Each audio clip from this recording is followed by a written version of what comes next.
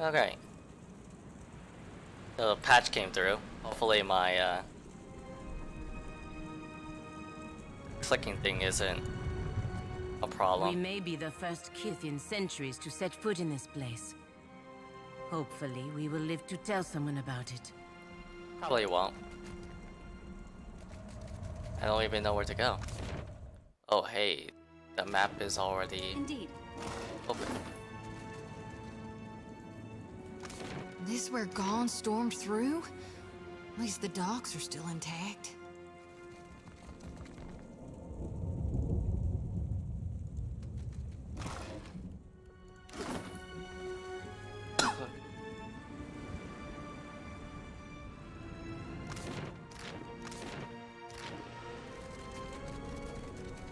Angry troll. Look at this little guy. Grog.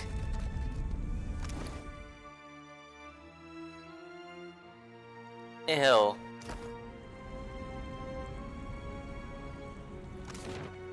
Let's see. Like, what do my pets do?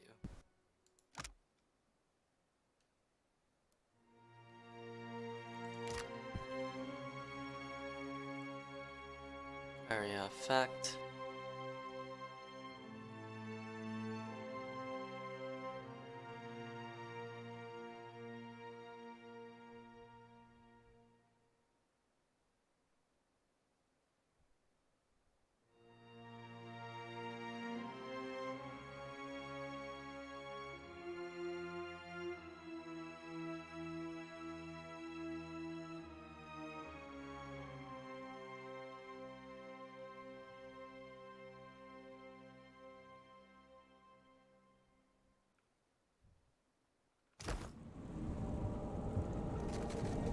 Okay, I probably quick save like 10 times already. It's a force of habit. Hey, yo.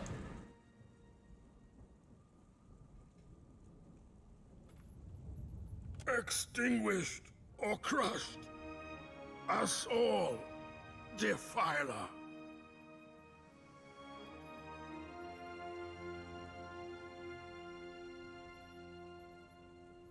You are not mistaken. I am but one of Margaren's elite champions, birthed from her flames, soon reunited in glory. Damned Reaper of Souls and God of Lies, Margaren's most foul enemy.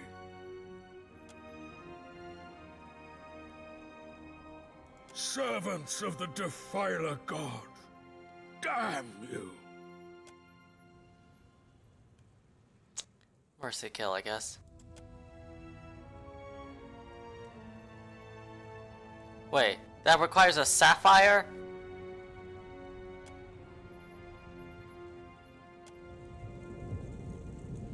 Damn it. How dare he?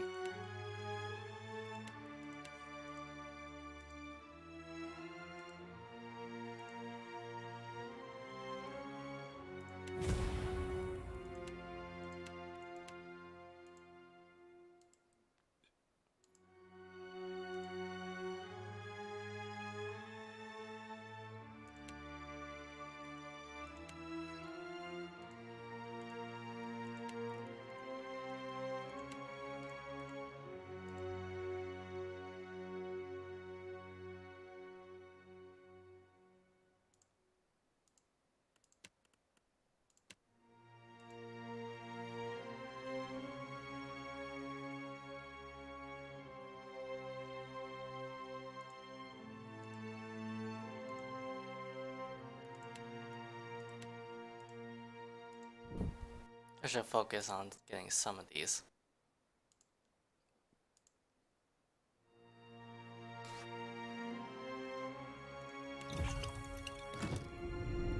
If I made like more than one thing, then I would make it just like the grenades.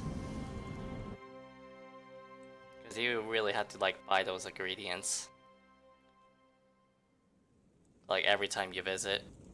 Nothing good comes from this much quiet.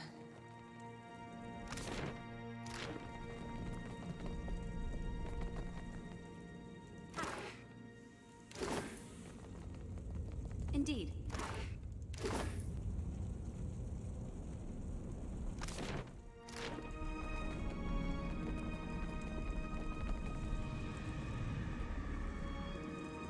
Just a moment, please. It's no trouble.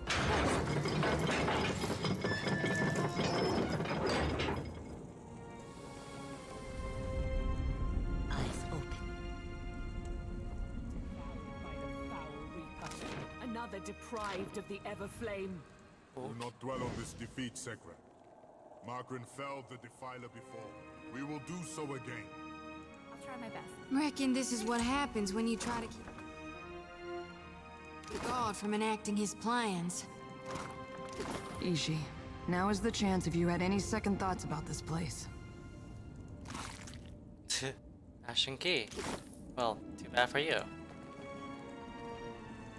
I unlocked it for the extra XP.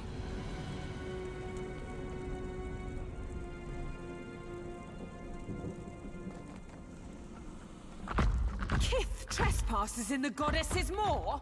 But how? Because you all got fucked. You must seek to follow in your Defiler god's footsteps. You will not, for I will smite you where you stand!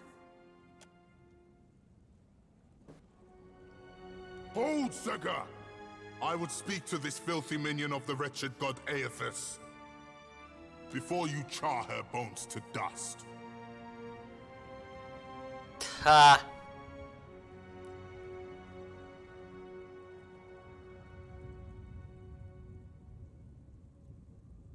Ha!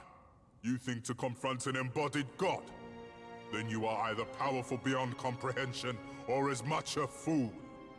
Fool. You sound like Kratos. Yet you imply you do not serve him. Just a little bit. Rakir, move! We cannot allow these intruders to live.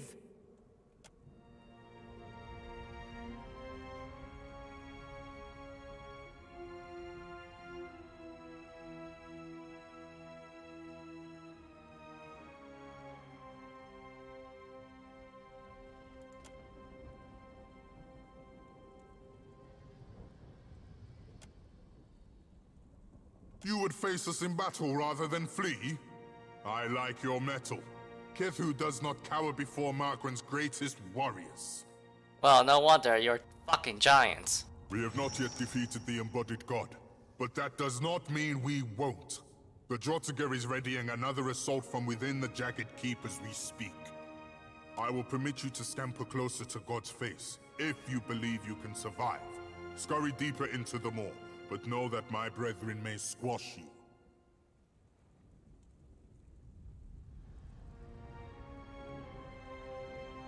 They don't care about that. All who neared the intruder god were gutted until extinguished. You think your soul could last even half so long as Rathoon's? Maybe the Kifs will last longer. Only Margren's shrine with our Jagged Keep can lead you to the Defiler god. Kith, if Margren wishes you to face him, surely she will fire the way. First, we recover the wounded and their weapons. Drag them into the Jagged Keep. After that, we will join the Drotiger and the others in a secondary assault. Yes. And then, we will kill a god.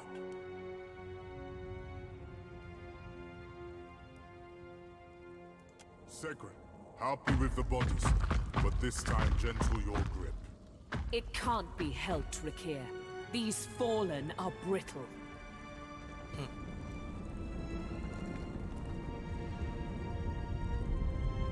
Right between the eyes. Still? They are What can really I do? brittle.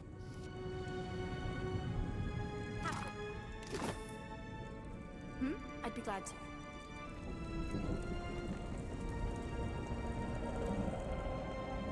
No, there wasn't another one there. Indeed. Ishi, quiet.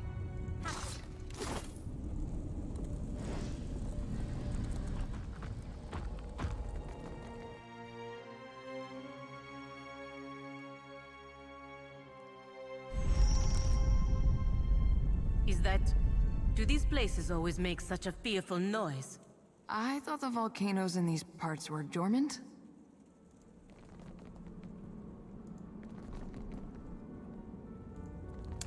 Doesn't seem so.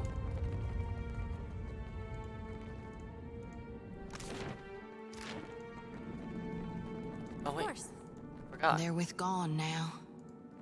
Sapphires. Yes. God damn it, I forgot to loot these Indeed. bodies. Someone's up ahead. Oh, hey, a Drake. Yeah! Oh, Jesus. This is not good.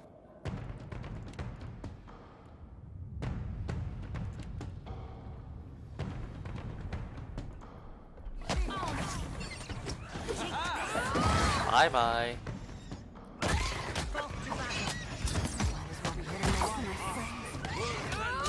Can't get a clean hit.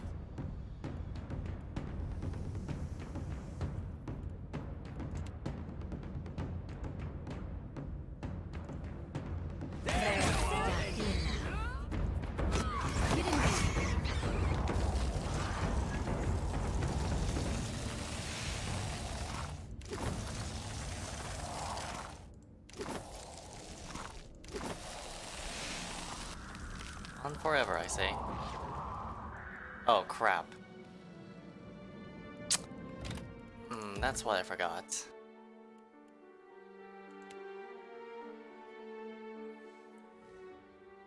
Let me try that again.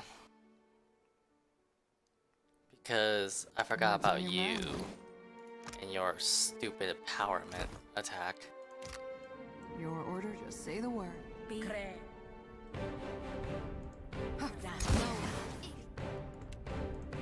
This is futile. Can do.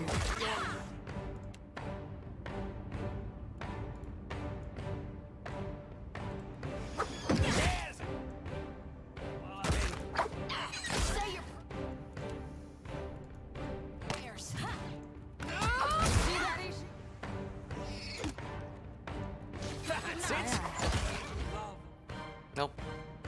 Let me shoot you in the head.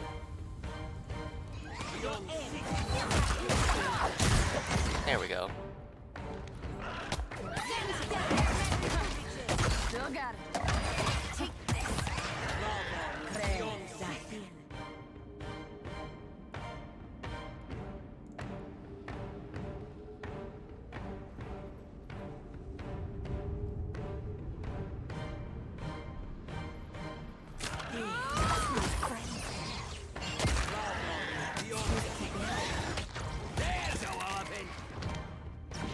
Right, I need to use 10 encounters. I'm here. Pretty sure I can handle that. Happily.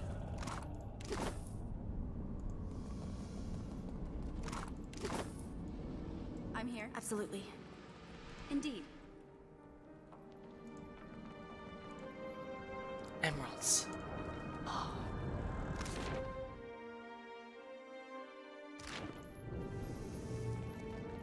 What is this?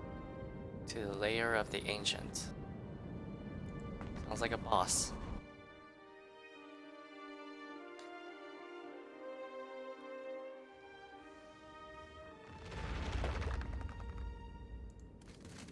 Could be trouble.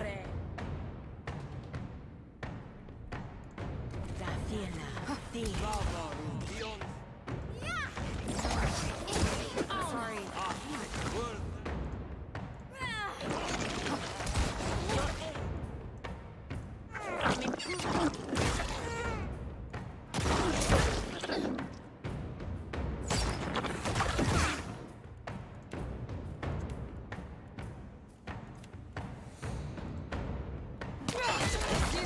Damn it. That's not what I wanted.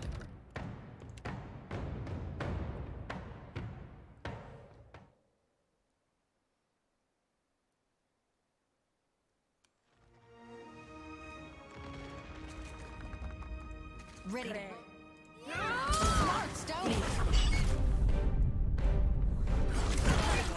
Still got it. Stand together.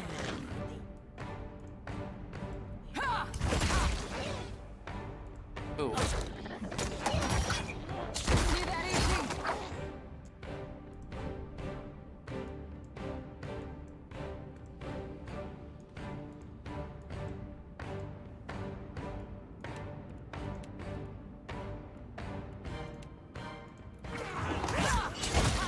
Got you.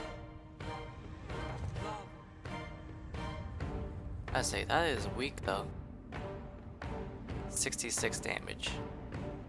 That was a crit. Glory be to God! Take this!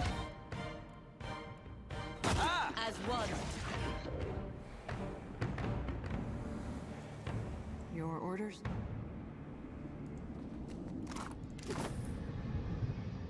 Just say the word. I gotta remember.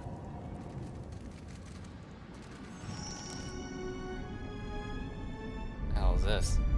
That one felt stronger than the first. I don't like this, Captain.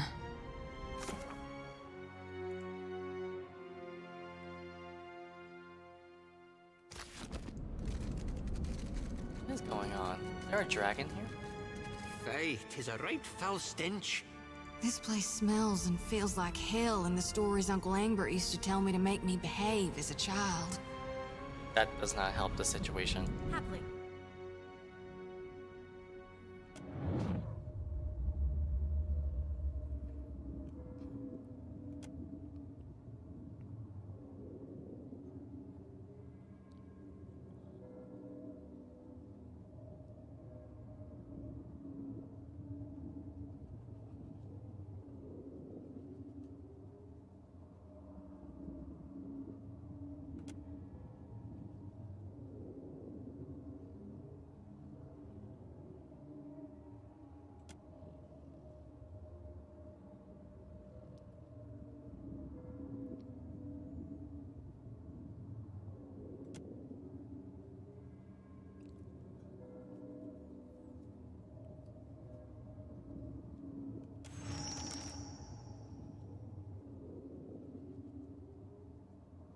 Rest now, warrior. Your soul is safe with me. You were saying? It's good that I have you. Can do.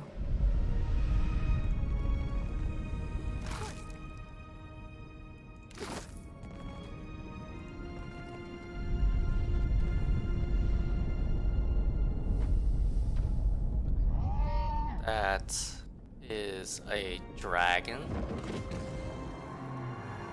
If it has survived this long near the keep, we may be able to reason with it. Hello. How you doing?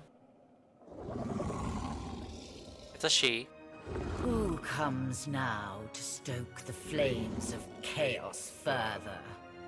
Have I not yet feasted enough? I suppose I can make room for another. No. That can't be healthy. You will find this meal most difficult to eat, dragon.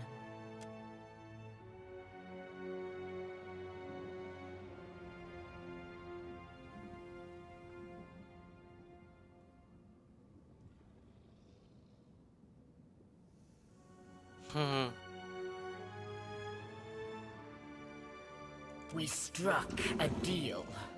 Eons ago.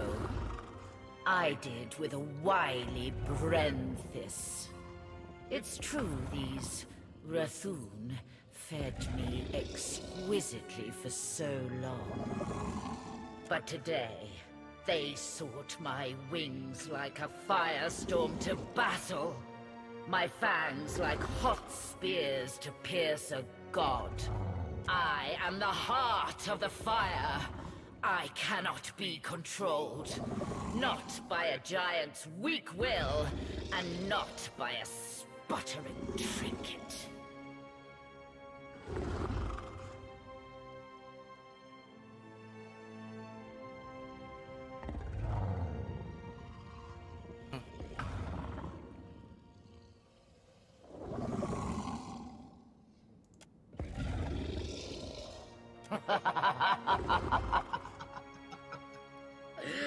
The Rathun would pay their tributes of flesh and blood, fire and gold.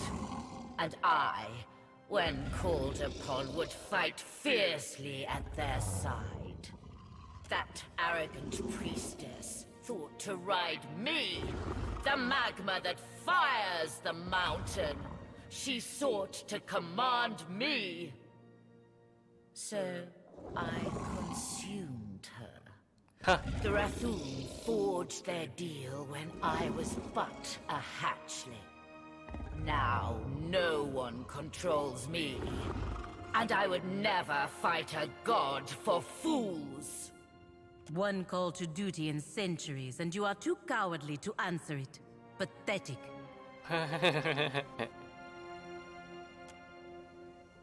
You are a creature most amusing. Perhaps I shall yet allow you to live. Indeed, I did. But you seem far more clever. You think to ride me, the great firestorm in the moor, to meet a blustering god. If the Rathoon could not tame me, why should a little wretch like you fare better?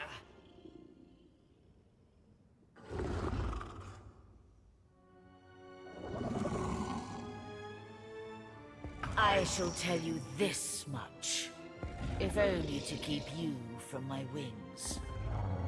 Your path to Eothas lies through Margren, through her shrine within the Rathoon's keep.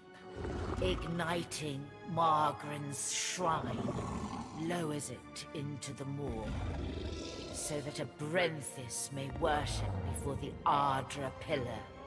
See? Why, I believe the Brenthis has the means you seek. A certain torque that she tried to wield against me. Sadly for her, its power could not hold a flame to mine. But as it was the Brenthis' last sacrificial offering to me, you understand why I shall not allow it to be stolen.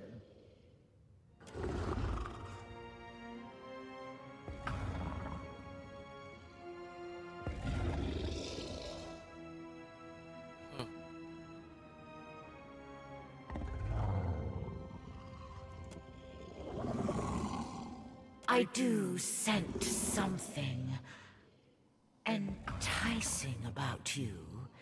Is that a wardstone? Wow, I have a lot of these.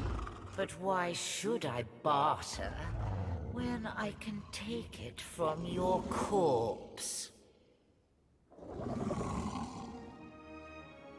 What would you know of honor and how it relates to a being such as me?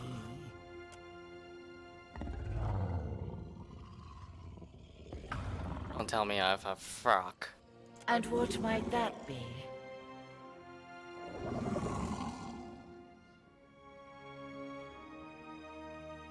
Should I believe the wretched words of a trespasser in my den? Even were it so, the fire feeds me. It can cause me no harm. Perhaps you speak the truth, and such may come to pass. Only fools die fighting the gods. I have lived for eons, and I will live for eons longer. I fly.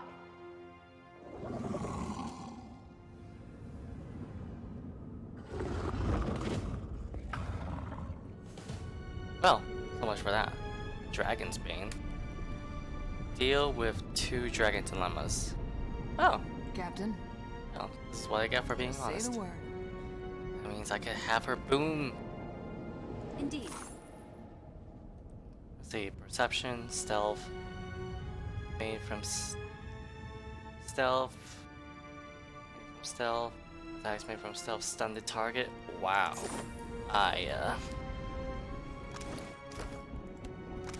Hey, I got something for you.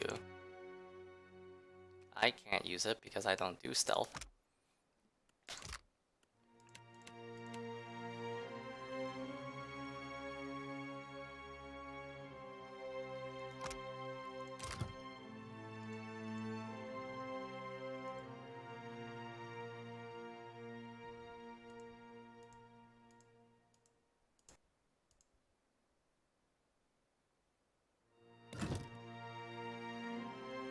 Where's the... There it is. Why, thank you, Captain. Yep. Captain. Welcome. The arduous blade of Captain Crow. Shock and crit. Gains. Nice. The hell? This is a nice sword. Or saber.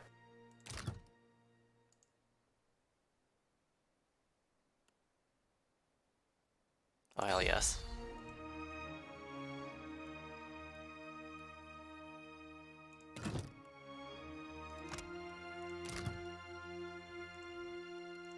Superb. Audra band. Give me this saber.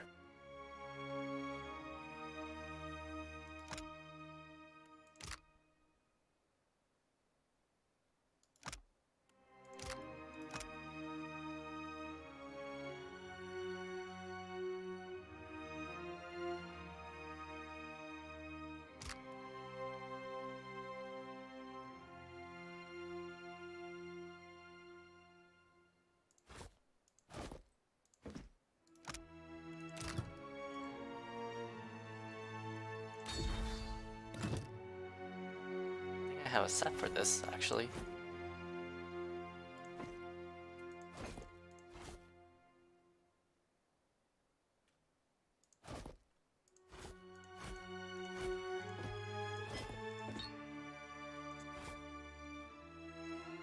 Oh yeah, I forgot. This is for you, Eothas.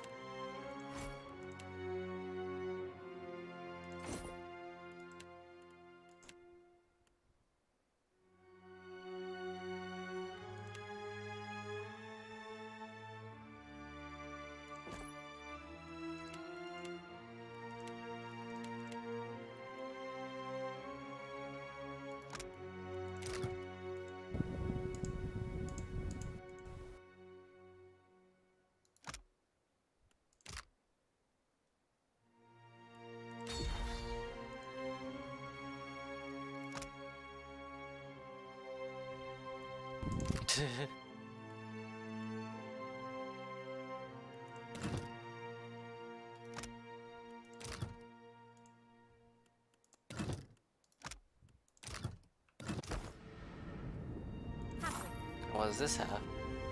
Pyrite. Yes. Captain.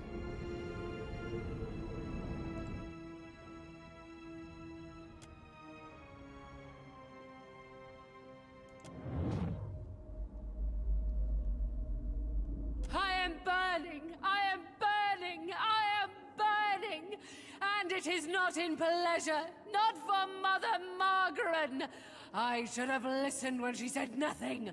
But I was willing to die to reach the Everflame, to sacrifice them and everything to ash, to vanquish the Defiler. And I am burning, but not in the flame. Not with honor and eternity, but for a moment. I am disgraced. Who will lay the talk before the Mother to fire the way? Who is left? Who will guard the sacred spire, the Mother's mind? Who will descend the shrine to the Defiler's God's face? Not to these hands that are ashes sifting on a breath that is a last sigh of a wretchedly snuffed life. Not to me and mine. Now she who was blackened and befouled and forsaken by the flames, forsaken by Margaret. Thank you.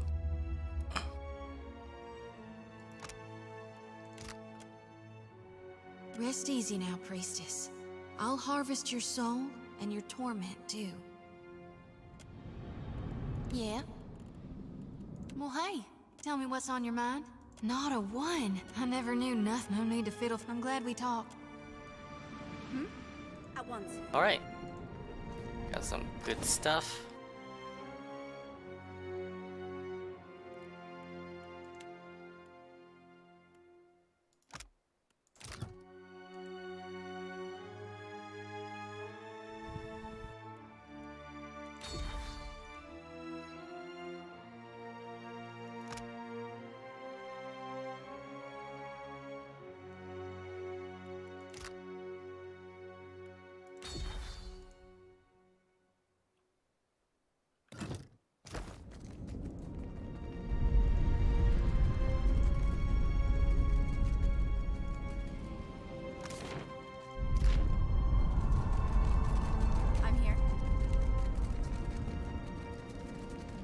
Your orders? I'm here. Happy to oblige.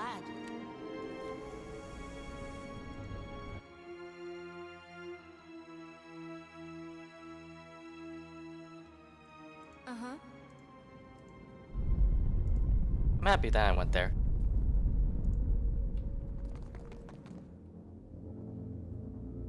Oh, hey.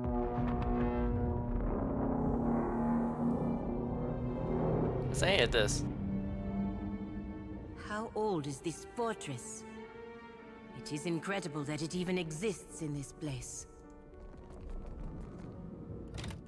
My daily wages.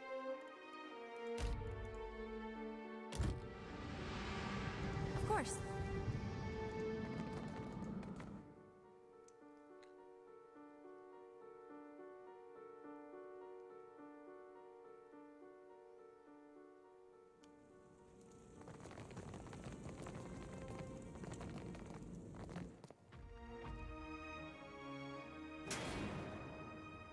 Scurriers in my keep, make ready to be crushed, vermin of Eothas!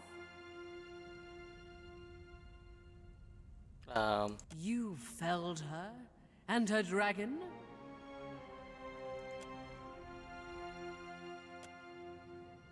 Then the Bathor will decide your fate. He awaits at the back of the keep.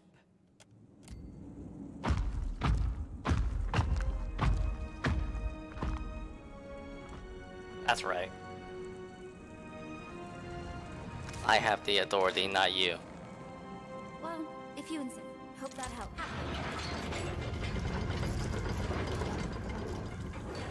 Indeed.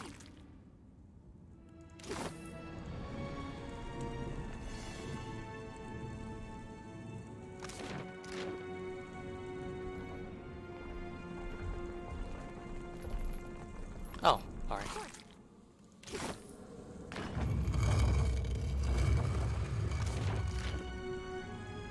Huh.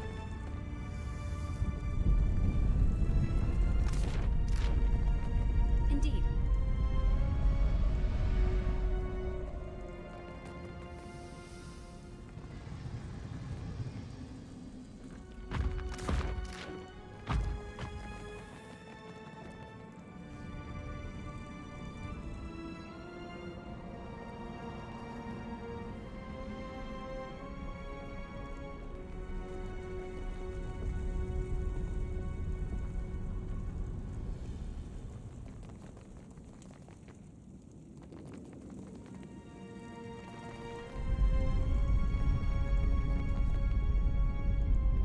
Ishi, now is not the time to start molting.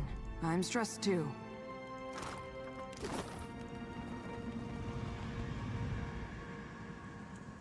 Indeed. Lightning bomb.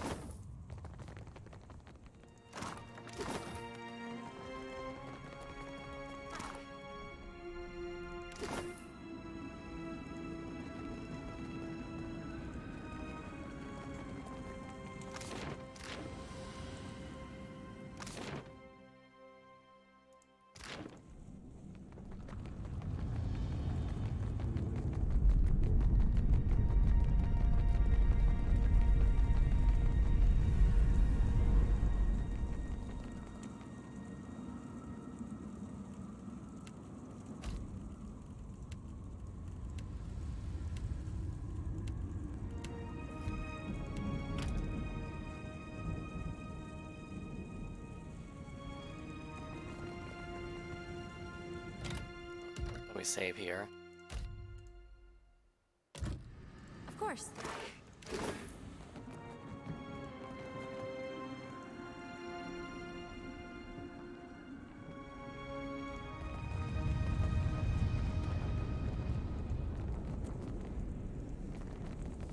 Of course.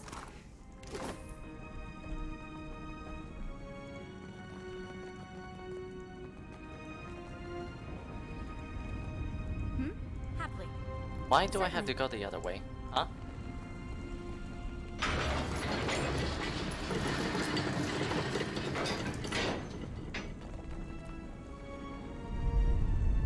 Supposing this volcano blows, what are the odds any of us but Gone survives it?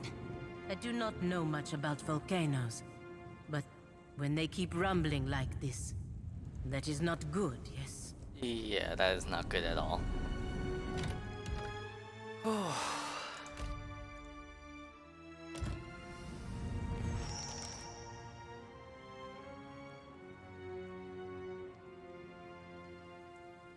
Kith, how is it you have come to be here? Nay, it is of little matter. I need to get to Eothas. And to do that without my permission, you would need to triumph over the Rethul. You're all idiots.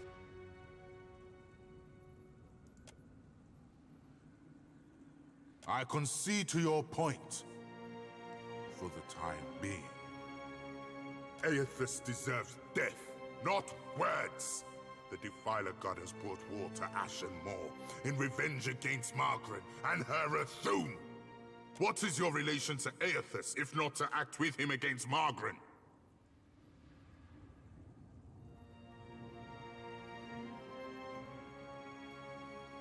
Then you two have cause against Eothas, as we do. We are prepared to assault Eothas at the base of the moor. The shrine will lower us to the sacred Ardra Pillar, where the embodied god now gluts himself. Even if I believed you, I cannot do such a thing. We guard the sacred depths of the moor. None may freely enter.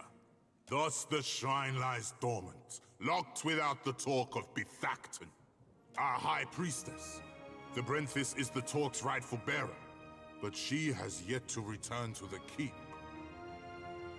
Then it is as I feared, and as I felt.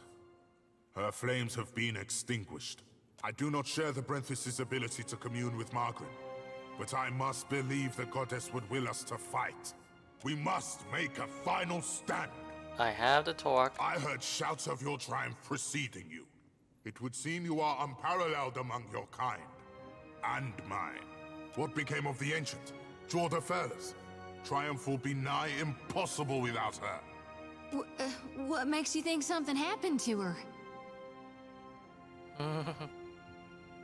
Whatever gave you people the idea that dragon would let you ride her? You will answer me, Kith, without trickery or lies. Indeed. I feared the worst when the Brenthis failed to return with the beast. We've no choice. Despite the odds, we'll attack without either's strength. If this is to be our last stand, we must prepare ourselves, either for victory or for sacrifice. Lest Margaret forsake us for our failures. You've earned the right to Fire Shrine, with the talk of the Ever Flame. But we cannot join you as yet, in facing the Defiler. Thank you.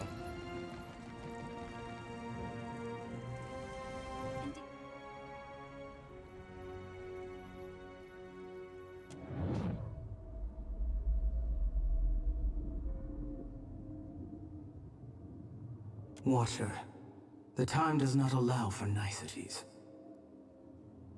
Even now, Eothas gains strength from the spire. What progress have you to report? Then they will burn to ash and return to the mud kiln from whence they came. Presently, I shall erupt this volcano, and with it, consume Eothas. I suggest you retreat if you at all value your mortal form. I formed the Rathun to serve, to ward against Kith in order to safeguard Ukaizo. Now they have served me.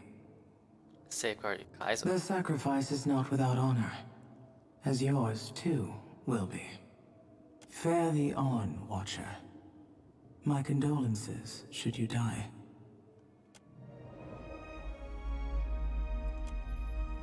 Let me try.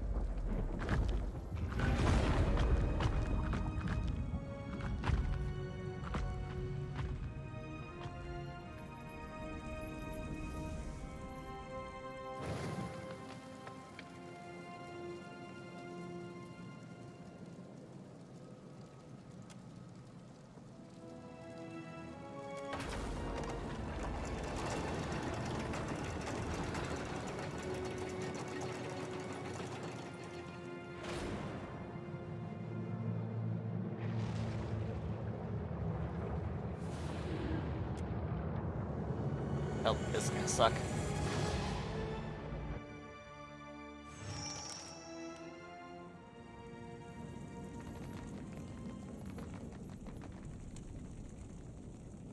I wish my diplomatic training included the polite way to get a god's attention. Have you ever seen anything so awe-inspiring? Behold the power of my god! If he kills me, I'll kill you, Zodi. Forget our first kiss. Hell, Maia hasn't even kissed me. Oh, hi. Watcher, I wasn't sure you'd make it. But there is enough of you in me to grasp that you had a better chance than most.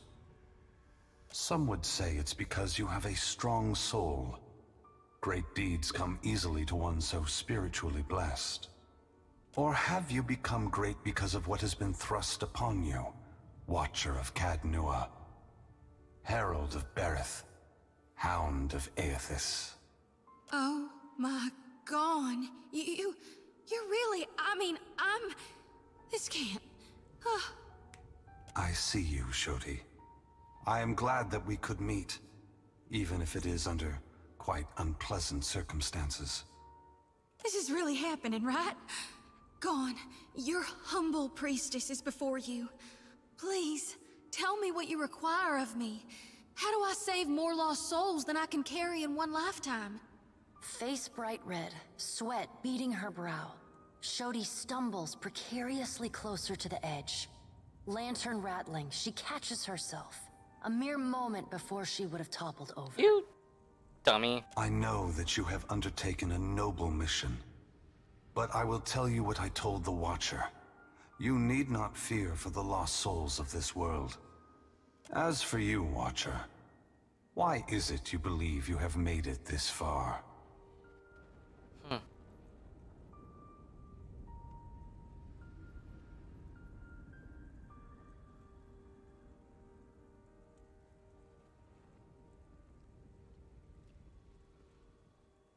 Well, that would be true without this party. As would we all. But you have come a great distance for answers. What would you ask of me, Watcher? That we have. And I got a request. Down here. God, look how full my lantern is. I've been harvesting day and night for you, my god. Lantern rattling, sickle gripped so tight her knuckles are white. She waves her arms over her head as she shouts. Is this the time? My dear Shodi, I do not mean to diminish your presence here. But this is a question that the Watcher needs to answer. She alone was tasked with pursuing me. The gods have placed her in this fire. It is only right that we speak together now.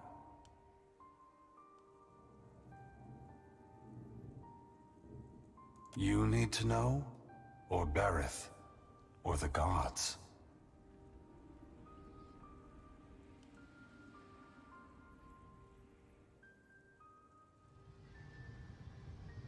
And it would seem even she whose presence shakes the heart of this mountain needs to know.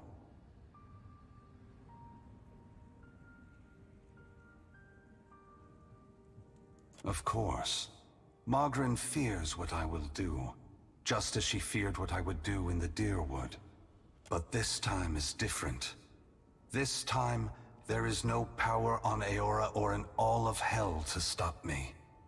Understand that what I'm saying is neither a boast nor a challenge. It is the clearest statement of truth I can give you, give Berith, in the hopes of dissuading you from taking actions that may harm others.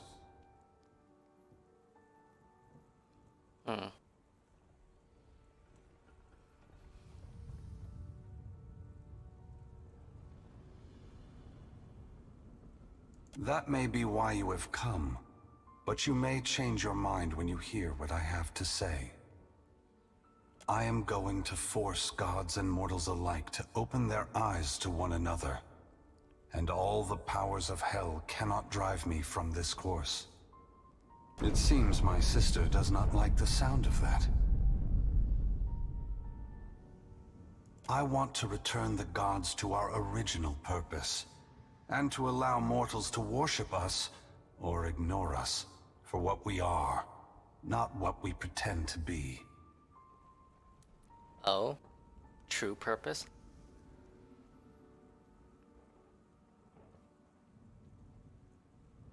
When I entered Widewin, I did so with the intention of illuminating the history of Anguith. I wanted to show all the nations of the Eastern Reach the machines we had used to create ourselves, how we had hidden our true nature from mortals for millennia. But even if I had succeeded, my words would have been easy to deny. Belief creates the foundation upon which a mind's reality is built. Some minds can never let go of that foundation. They would rather hold tight to the world in their mind than accept what they're being told.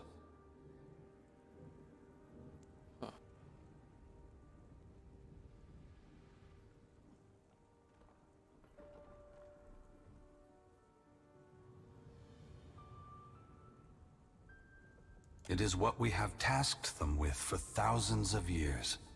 Even their clumsiest attempts to cloud the truth can be easily accepted by those who want desperately to believe it. And so have the gods, with their help, maintained this illusion for hundreds of generations. But even a beautiful illusion is still a lie, obfuscating reality even as it points to a transcendent truth.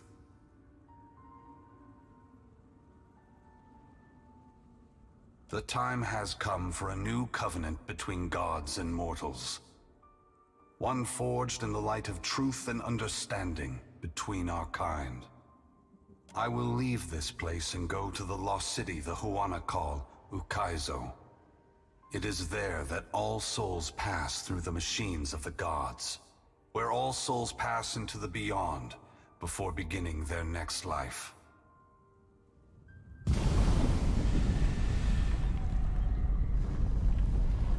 When I reach that place, I will find our great machines and tear them to pieces.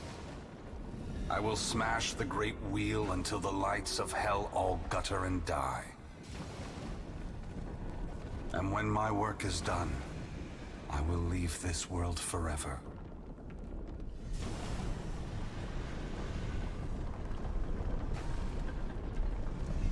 What? Both gods and mortals alike rely on the wheel. We depend on it for the souls that give us power. Mortals depend on it for the lives of future generations. Breaking it will force all of us to face the truth. We will fail together or move forward together. Either ending is preferable to the cycle we still find ourselves in.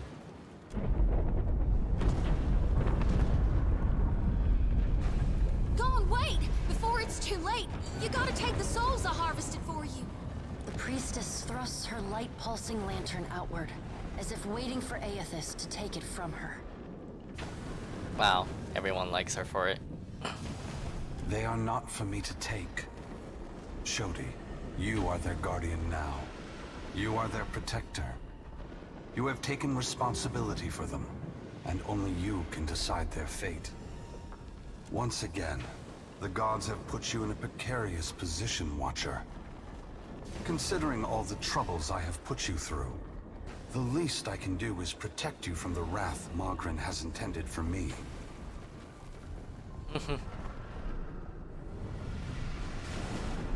Perhaps I will have another opportunity to make amends. Until then, this will have to do. Brace yourself, Watcher. Guys and gals, we are literally being touched by the hand of God right now. Despite herself, Shodi squeals. Trembling, she sways on her feet as if she might faint. Really? Eothas's great hand floats away from the luminous Audra pillar. As it pulls back, for a brief moment you see a golden tether flash into existence between the pillar and the great Titan's back. When the Audra fingers gently cradle you, there is first a sensation of warmth, but it is followed by a harsh splitting of consciousness. Your awareness vacillates erratically between the physical world and the spiritual dimension of Eothas' body. Your soul glides amid the many trapped with Eothas. As your brilliant form passes by them, they call and reach out for help. Below Eothas' body, the volcano erupts. Molten rock rushes over the great Audra body, but does not slow its movement. Rathun rush to higher ground, but cannot outpace the lava, which overwhelms and consumes them as it rises. Your attention returns to the heart of Eothas' body. Deep within the whirling masses of souls, you again sense your own presence, the fragment that was taken from you. This time, you reach out to it as it reaches out to you. You meet somewhere in the great mass of Audra, the rest of the souls fading at the edge of your awareness. We are together again. Are you ready to be together again? Aww.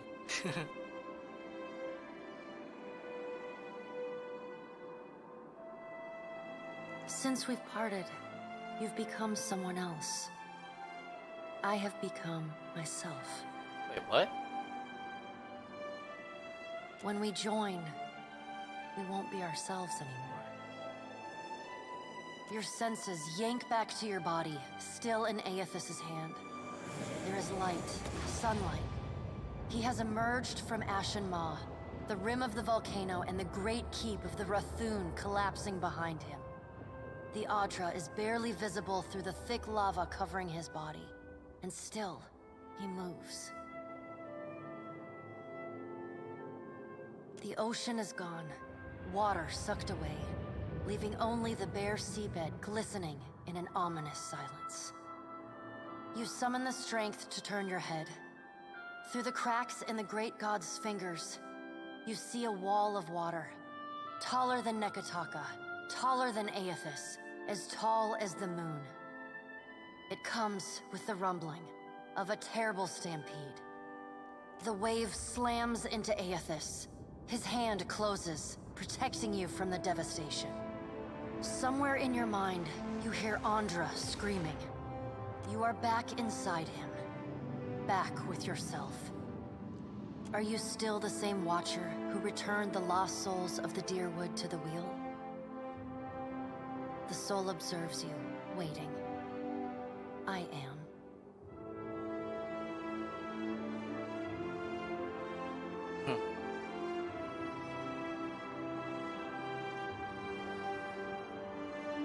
Wow, I guess I'm facing myself.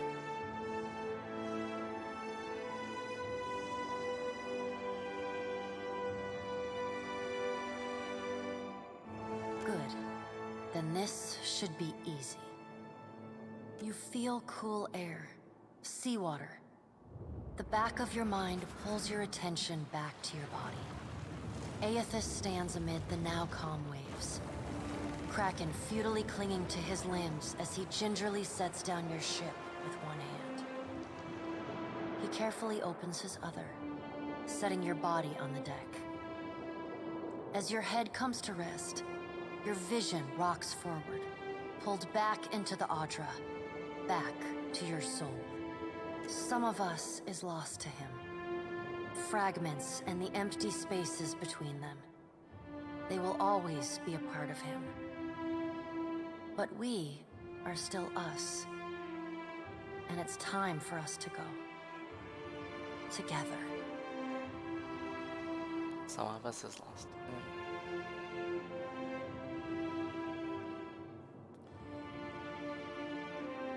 The soul rushes toward you, flying into you with ferocious speed.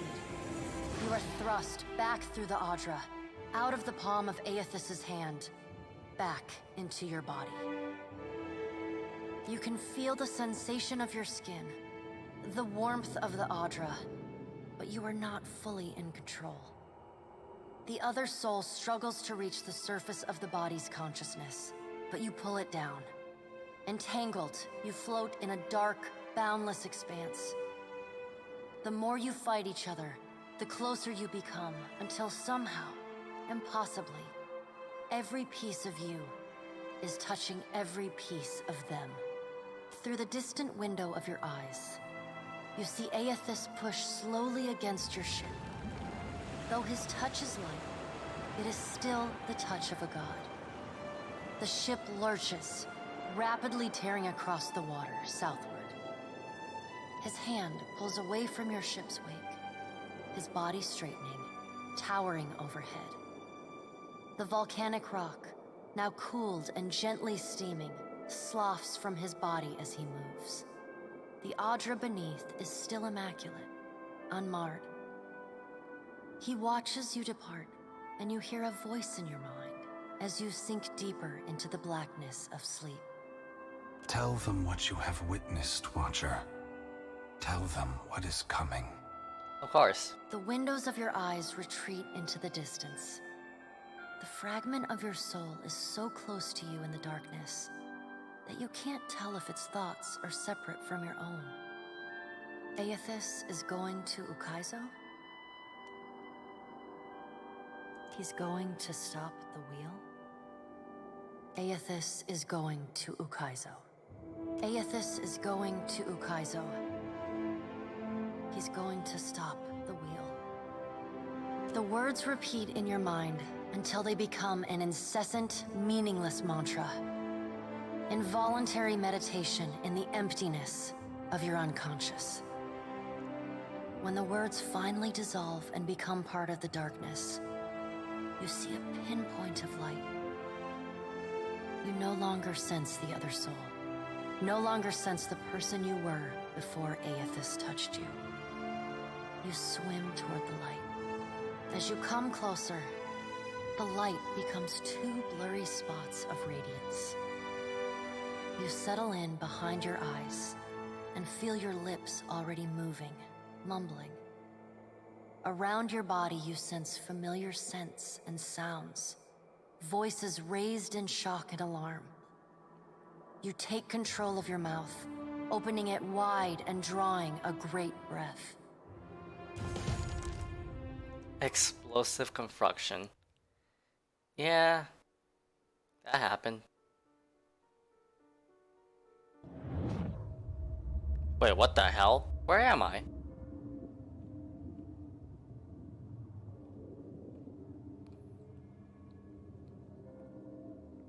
Are we simply going to wait? What if she never wakes up? Oh, supposedly I'm here. Are those frilled collars stuffed in your ears?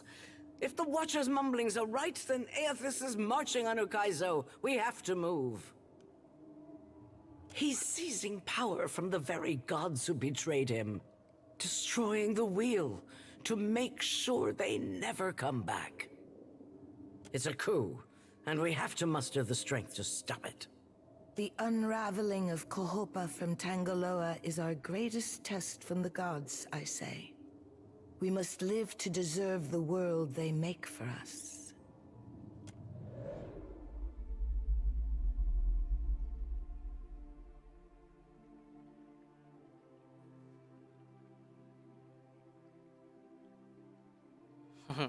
You bear witness to the work of the gods.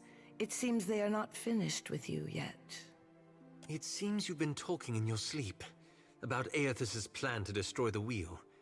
Our friends here are understandably concerned. Join our talks, I say. Rational discussion will gust away the ominous smoke rising from Ashen Maw. The Deadfire is no stranger to cataclysm. We can survive by cleaving to a shared purpose, a greater good, Akira. Akira. For what else did the gods place us here? We who have ships and resources enough to make a difference. What we need is brass. Rawatai has ships and cannons aplenty, but the only way I'm sending them is if... What the hell? Ships have formed the blockade around Queen's Berth. Their commander demands parley with Serpent's Crown. What? But what about our ships? I must get a message through to the captains. For what do our enemies paint a target on their hull? This is a stirring bid for my attention. Send word to my water shapers to drain the sea around the flagship. I would parley on better terms than this. My queen! They fly the colors of pirates! The Principe are... What? Well, what have we here? Hey! You came up pretty quick.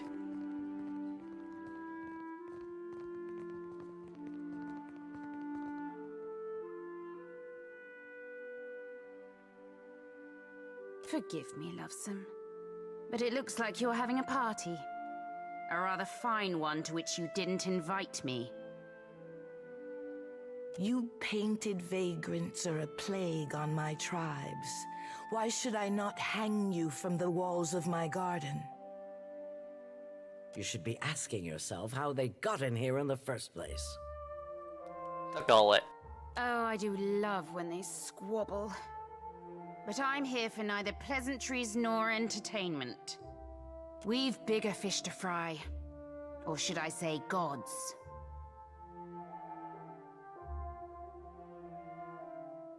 Now everyone just calm down. I promise we won't fire on you at this time. Unless firstly provoked. That is, until once we've safely absconded from the city back to the high seas. Then all bets are off again, aye?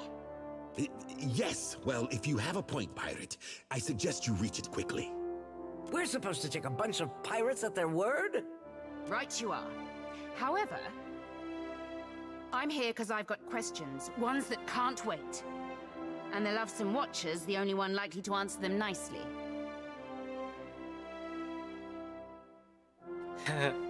With friends like these, our cause is doomed already.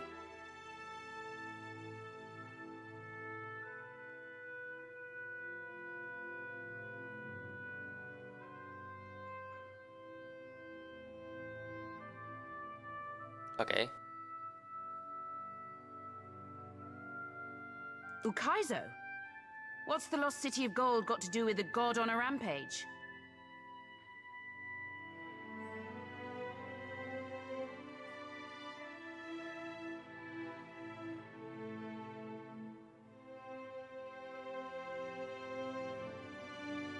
Well, fuck if that doesn't put things into perspective. But what's that even mean in the long run? Folks who die won't be coming back again.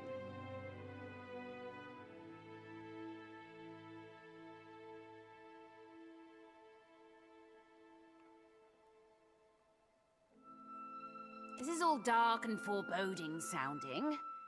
But what's it mean for my soul? I mean, I like the idea of pirating throughout the Great Beyond as much as the next gal. But if, say, I got no awareness after I die, does it even matter what happens?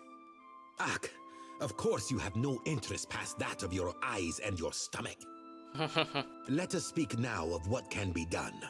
Must be done. Watcher, you know best of all of us what our options are.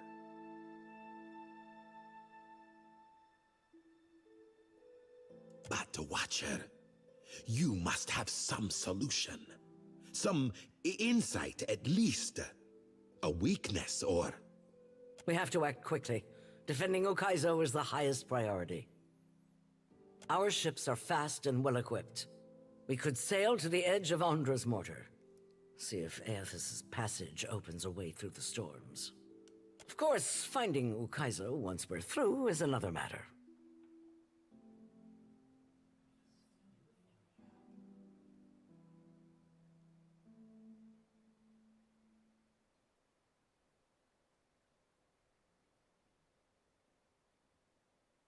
That's so. You just might be able to save us. We speak of collectively sailing for Ondra's mortar, but this crown will not support any plan that involves a single outsider ship landing on the shores of Ukaizo.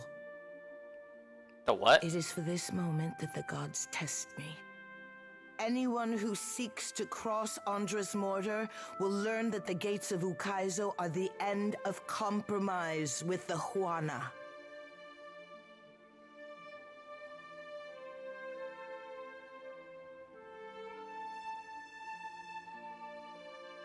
I don't mean to let Eothas end us while we bicker. But the fate of Ukaizo is not exclusively a Huana concern. I think I'm getting the gist of it now. While these witless princocks go at each other's throats, we Principi will cut through the storms and plunder the City of Gold. What? Whatever Eothas is seeking in those ruins, we'll find it, and then we'll sell it to the highest bidder. That, or me and mine will have front row seats to the end of the world. If the Huana cannot take back our beginning, then our end fast approaches. The gods will judge us by our devotion to Ukaizo. Are you going to guard it as closely as you've guarded your palace today? Ukaizo was yours once, and you lost it. Meanwhile, the storms that cover Ondra's mortar plague Rauatai too. We will help the Watchers stop Eothas, but we will not leave our country's future in soft hands. We hope the Watcher agrees. Watcher, there are two kinds of people in the Deadfire. Those who have called it home since time immemorial, and opportunists. With Ukaizo under our control, the Huana would restore order as it has not been seen since the days of our ancestors. I don't fucking care about your control, woman. Order. And the only question is whether it will be the order of ignorance and tradition, or else of conquest. The secrets to be found in Ukaizo could elevate us all beyond the telling. I will not relinquish that dream so easily.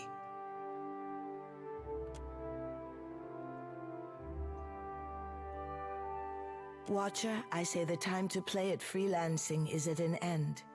Any of us could get you to Ukaizo, but only one of us will stand by your side.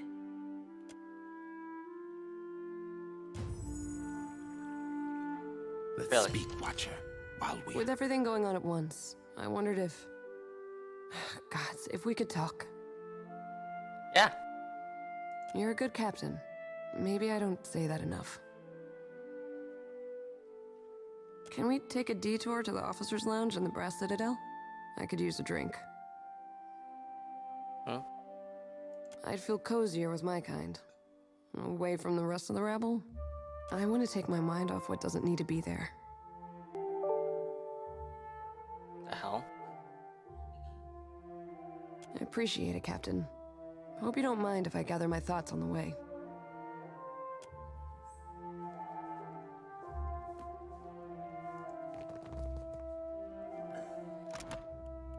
Well then. 5 on the Principe.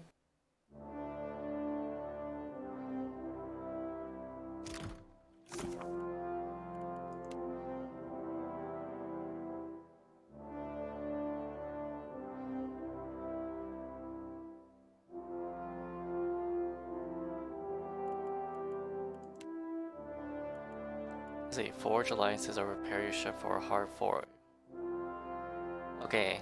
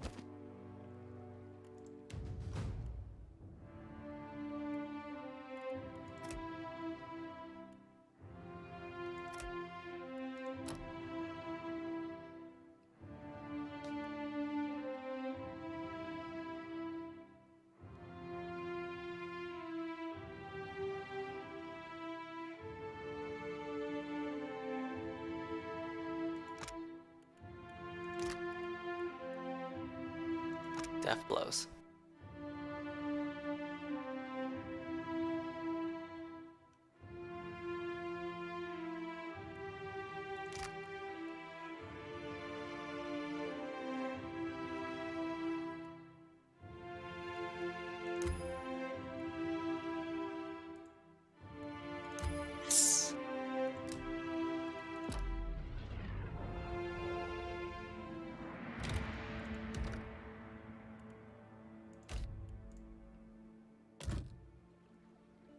Let's see, is this even...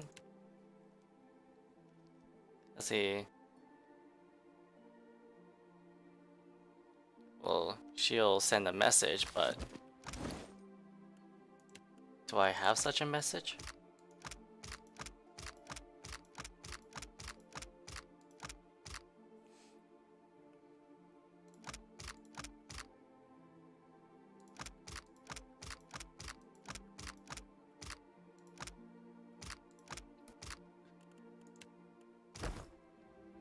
Yes?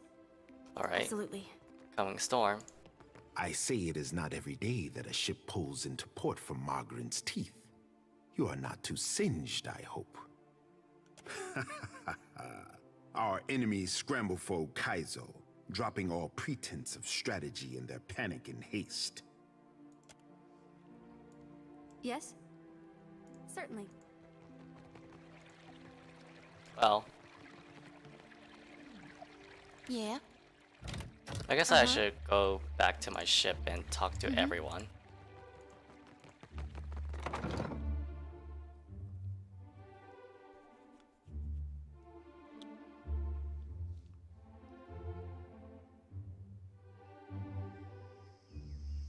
I saw you send off that missive.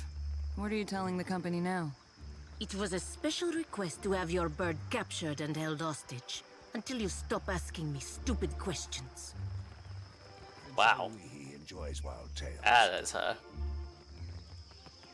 that was fierce.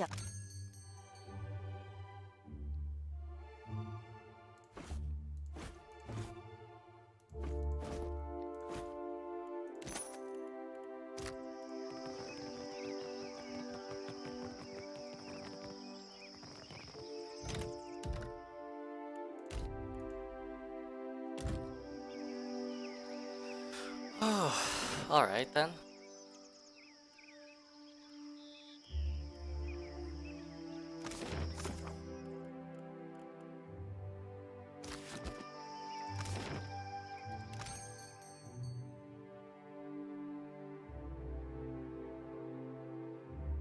Goodbye the junk.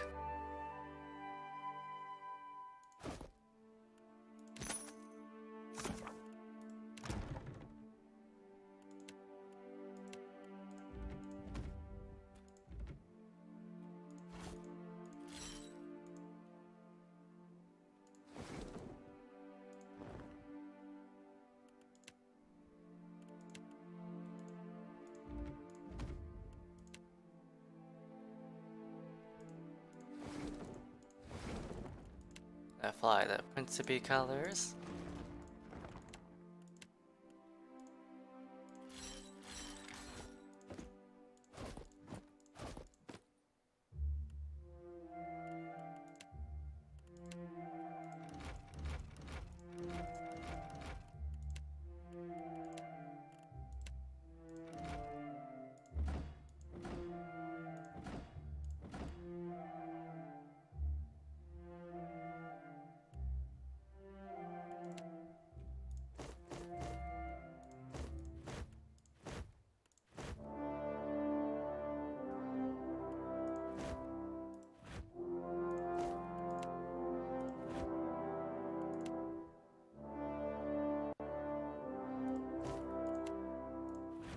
Alright, because I have to do this the hard way.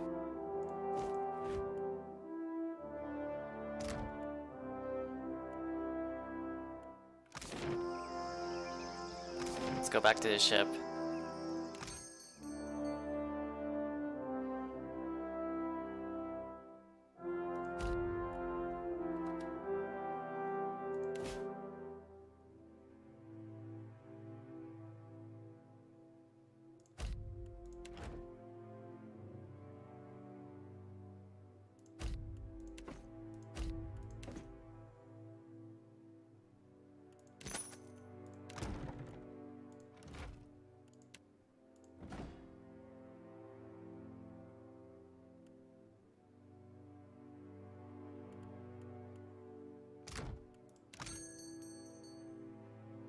See.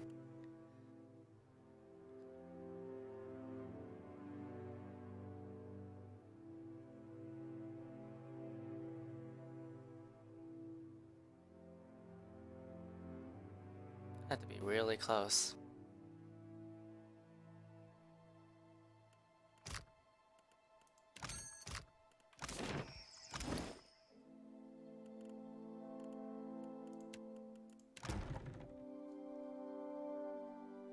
Royal Bronzer.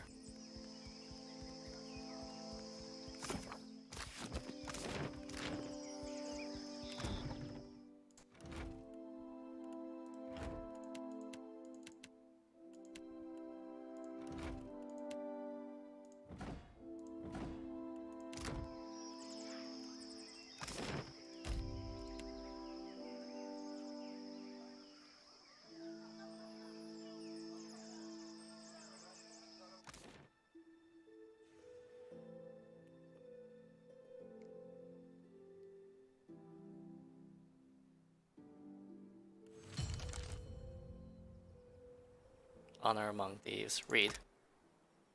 When I was a little boy, so my mother told me, way haul away, we'll haul away and go.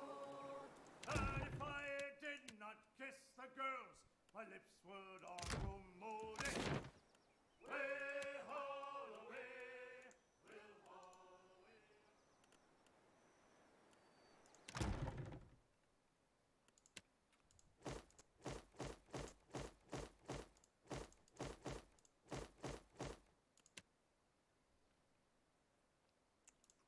You're my navigator.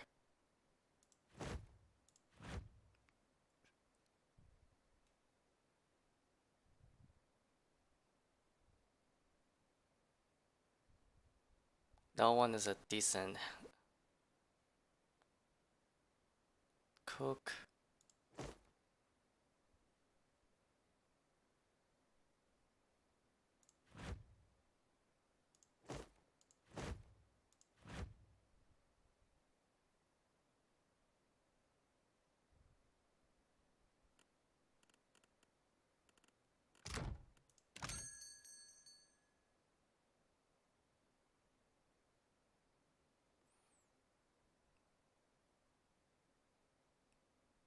Imperial guns.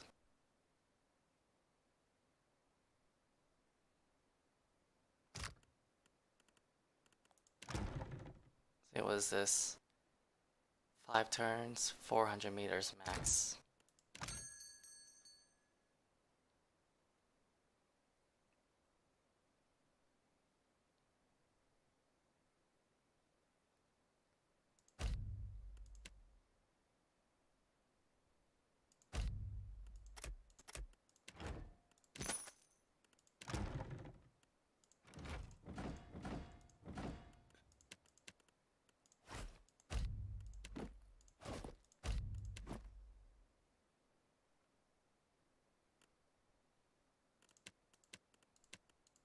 Alright, where's the food?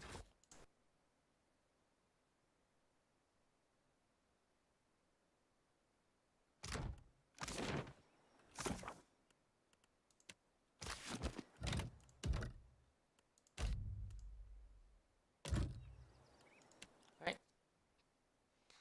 I got the junk.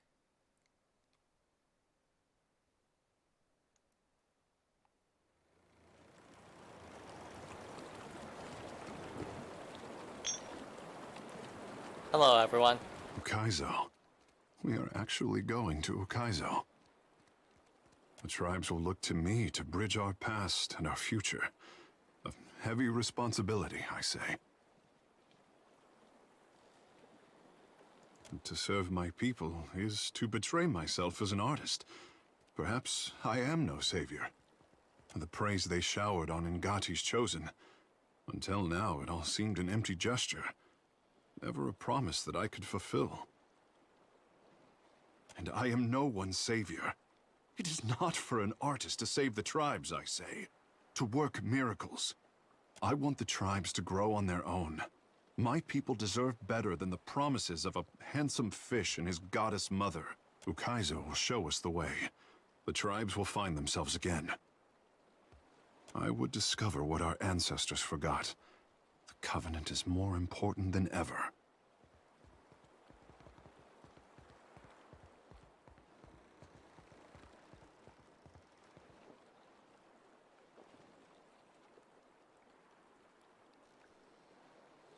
Yeah. I will give it thought. There is time enough for that, at least. Ukaizo should be the discovery of our lifetime. With the trading companies and the Principe ready to descend on each other, I wish the island had kept its secrets a while longer. It pains me to see my boy so conflicted. Questions tear at his heart, and the ache reaches me even here. He so longs for his independence, but his people will not relinquish his destiny without a fight. Empires have fallen since I favored the Huana with power and wisdom. How they wield it is their choice. Just see that my boy comes to no harm. There is much to consider, and little time to decide our course. I fear that we will see the path before us before we are ready to walk it. You have questions? Ikera, I have answers. Yeah.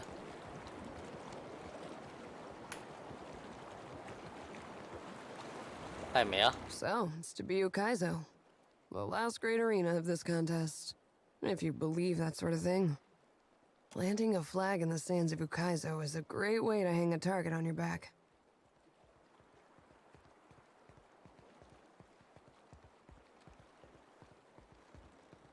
Glad to hear that a practical opinion can still shout over the masses. I just want to know that we're doing this for the right reason. So far, I'm unconvinced. What? Until I see Ukaizo for myself, it's a bedtime story. Let the poets hang their hopes on a dream. Rawatai's navy should be better than this.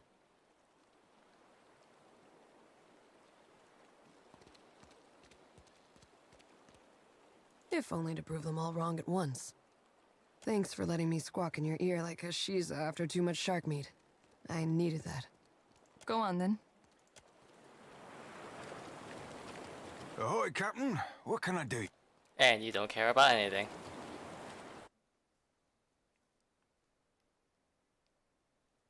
Good on ya, mate. Hey, Bella. How may I be of service, my... You haven't been doing anything this entire time. Watcher, tell me what's on your mind. Not a what? I never knew. More like no matter. And the crush of the souls I'd acquire. Sure thing, what? Okay, nothing? Yeah. Really? Tell me what's on your mind. Sure thing, Watcher. Really? We just met your god and you have nothing to say? Is there something you want? You only have to ask. And...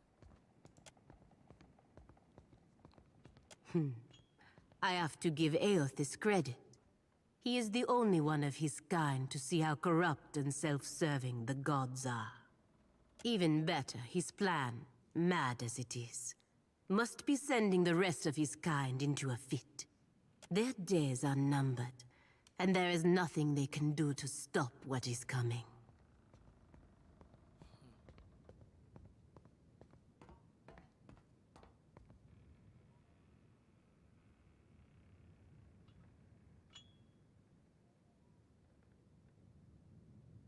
Not at all.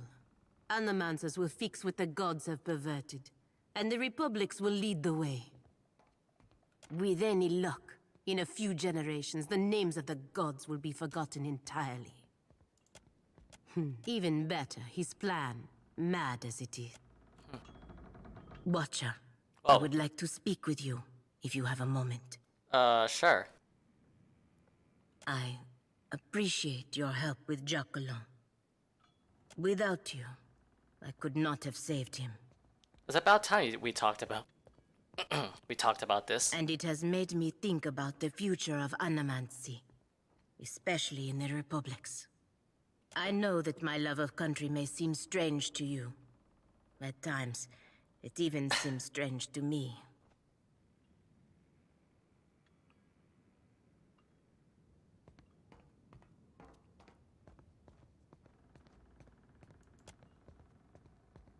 The Republics are the only love I have ever known. I would give all that I have to them, to our people, to our future.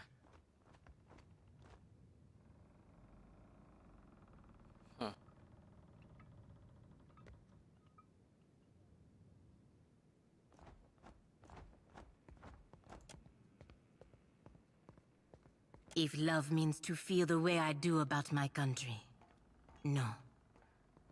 What I feel is about more than one person. More than the Dukes. There is a spirit between us, all of my people, that transcends individual citizens and leaders. It binds us together and carries us forward. It is what drives us to create, to learn, to push the boundaries of what we know about Eora, about the in-between, about the beyond itself. It is a spirit that lives in the heart of every Valian. And it is what gives me the strength to believe that Eora will see a better future.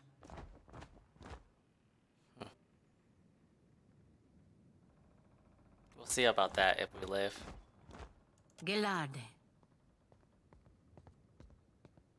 You know the future the Republics can bring. Just as you can see that the time may soon come when your hand will choose the fate of the people of the Deadfire. When that time comes, I believe, I know, you will see the future as I do. Until then, Chorus. Chorus.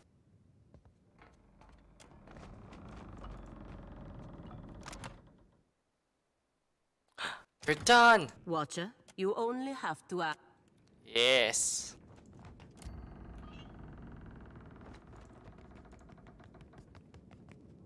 Hey, hey! You worst captain. What's on your mind? Nothing. You look like you have something on your mind. I'm still trying to make sense of it.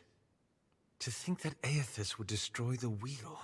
Meanwhile, the gods squabble over what to do next. They're no better than the scheming authorities here.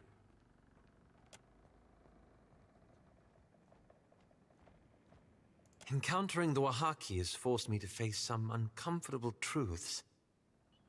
There was a time when I would have mourned that knowledge, but not now. Thank you. I'm not hungry. You're always hungry.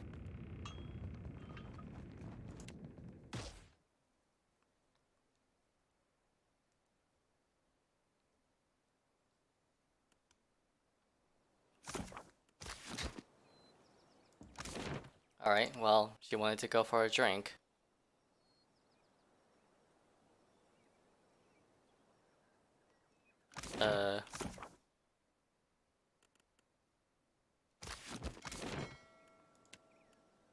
I think Officers Lounge?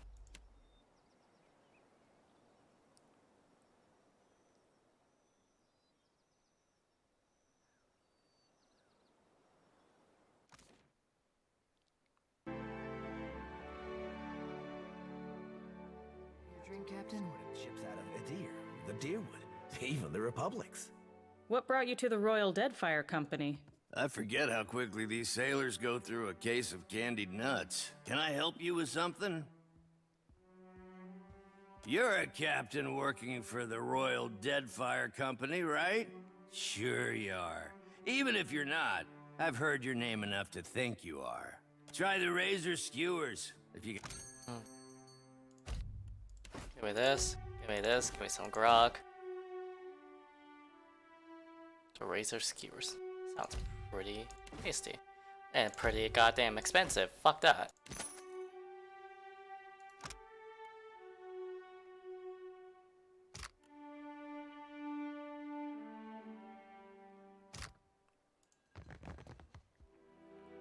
Looking for another contract. Yeah. Before I unload my cargo onto your port, how about you let me buy you a drink?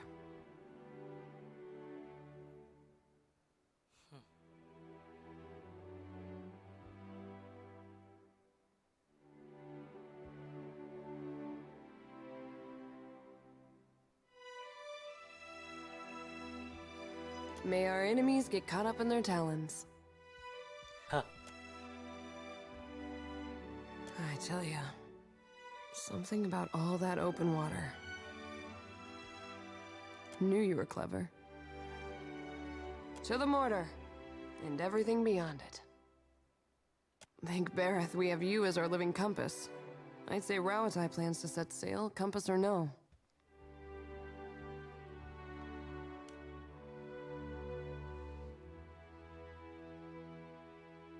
Flatterer. Under different circumstances, I'd be aboard that aimless fleet. Likely as not to die. As things stand, I'm thankful to be under your command, Captain. In a campaign that keeps changing, being a part of your crew makes me feel like I have a hand on the wheel. But now, all I see is open water on all sides. Me and junk.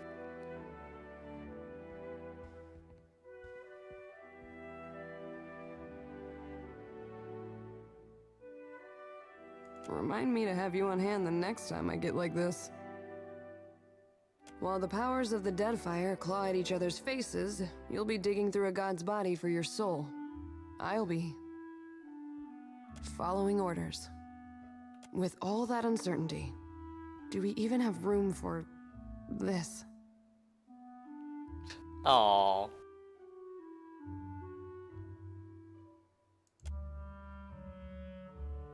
Fine, I'll kiss her. Just because I kissed Zodi, I'll kiss one for you. Since we're in a relationship, and even when I broke up with Maia, I couldn't get to Zodi. So I guess whoever you're in a relationship with is stuck. That's what it seems like to me.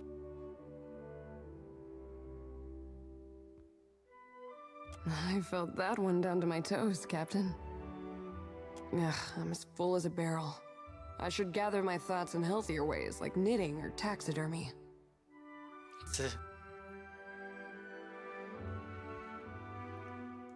True. Captain, when we're standing at the helm, the ship feels unsinkable.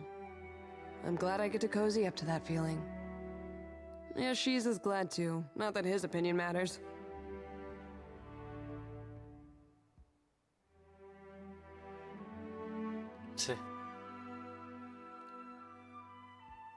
Yeah, well, good shark meat is hard to come by. Might not be a bad idea. Once my head is cleared, I'm sure I'll think of an even better one. They have a special room here for ranking officers. And their guests. That's more of a closet, really. What? We can just talk.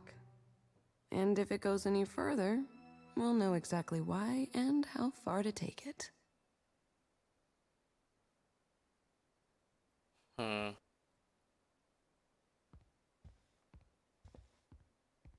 Oh, look who grew some standards all of a sudden. Suit yourself, Captain. There's space in our quarters for that sort of thing. Wait, what? So... Well, if things go the way the Hazanui's hoping... Captain, time for another of our chats?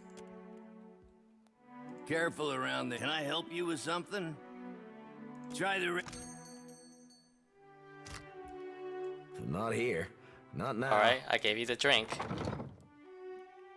Alright.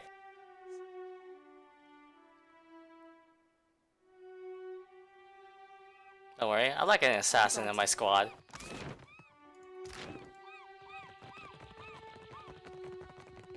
What can I do you for? Watcher, tell me what's on your mind. It's time I got about... I'm here. That's all weird.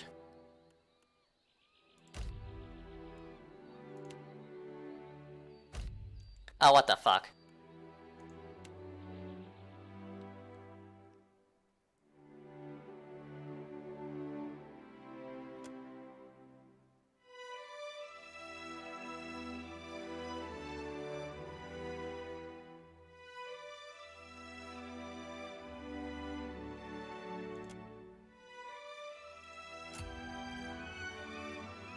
What?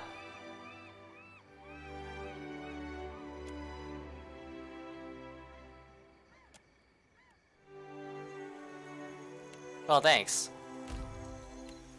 That was pointless.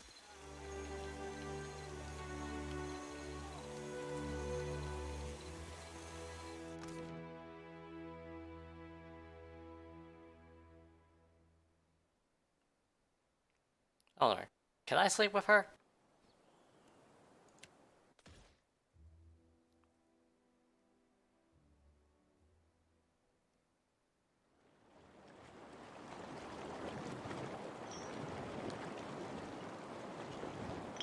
ones. Can I pet the birdie? Of course you may. Ishi, if you even think of pecking the young lady. His wings are so soft. Just be careful, honey. You wouldn't be the first Orlin he's tried to carry off. Your orders, Captain? Oh, nope. Guess not.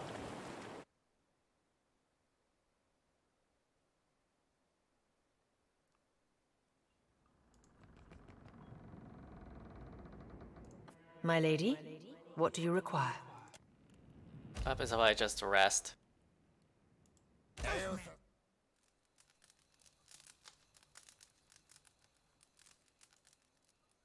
Oh, what the hell? From Hanzo Guru.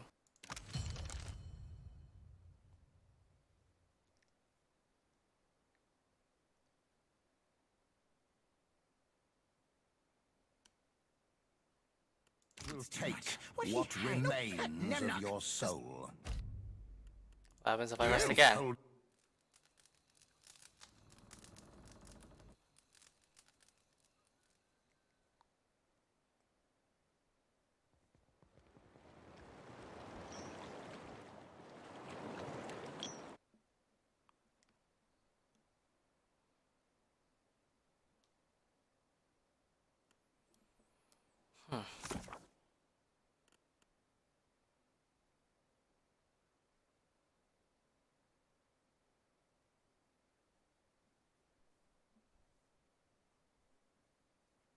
Until I commit fully to aiding.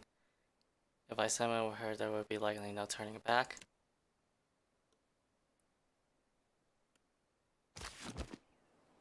About that.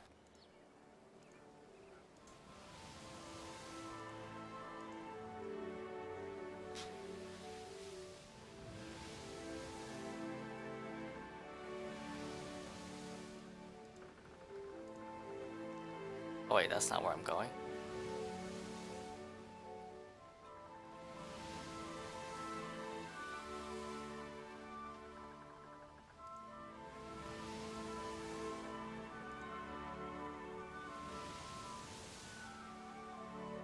Wait, what is it? You find yourself in cold, suffocating darkness. There is a familiar weight in your hand. A lantern. It sputters to life, and the world shifts into focus. A staircase spirals endlessly below you.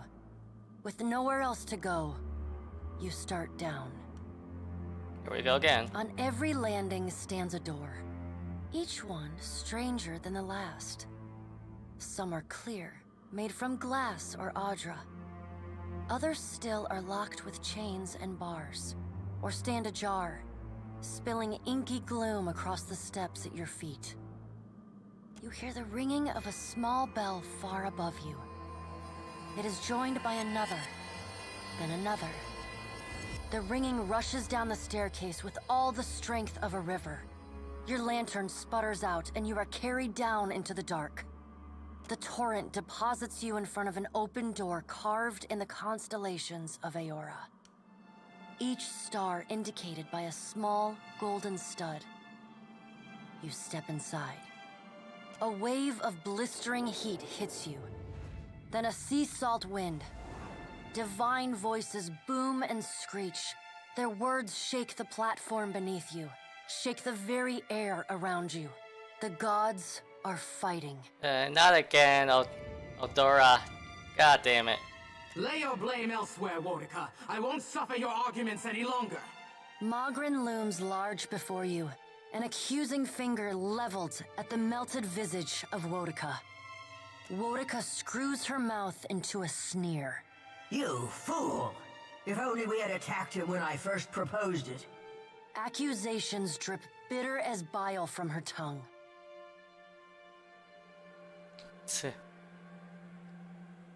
Shut up! Even the Kith loses patience with you, Wodika.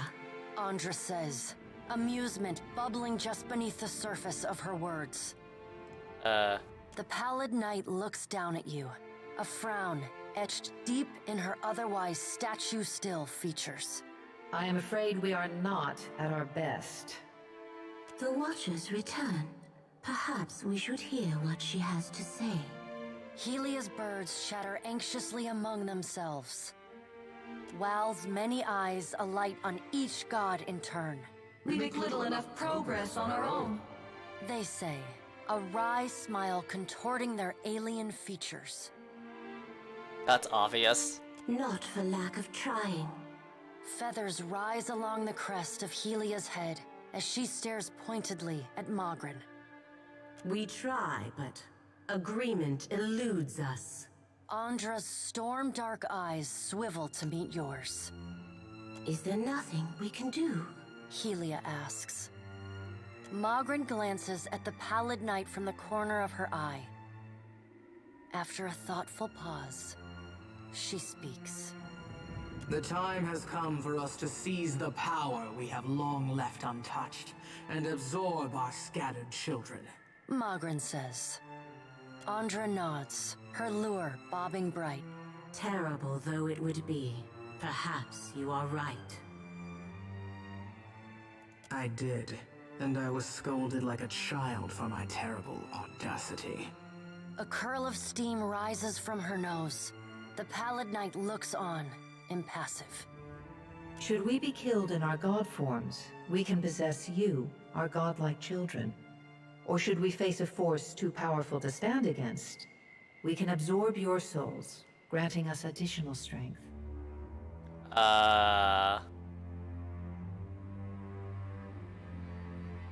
You, Helia's wayward daughter, Andra's precious son, and thousands of others.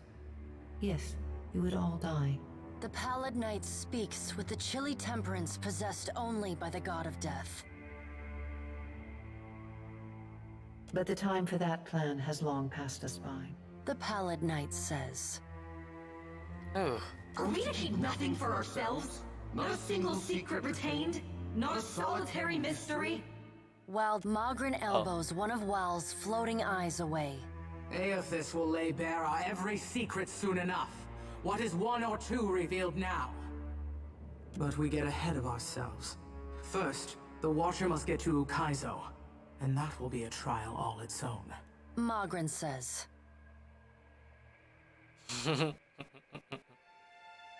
Magrin smiles. And more are yet to come. The Guardian of Ukaizo has stood watch over that place for millennia. It will not stand aside, not even for Bareth's herald.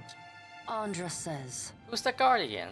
Helia, who had been lost in quiet, anxious conversation with her birds, breaks in. It yet lives.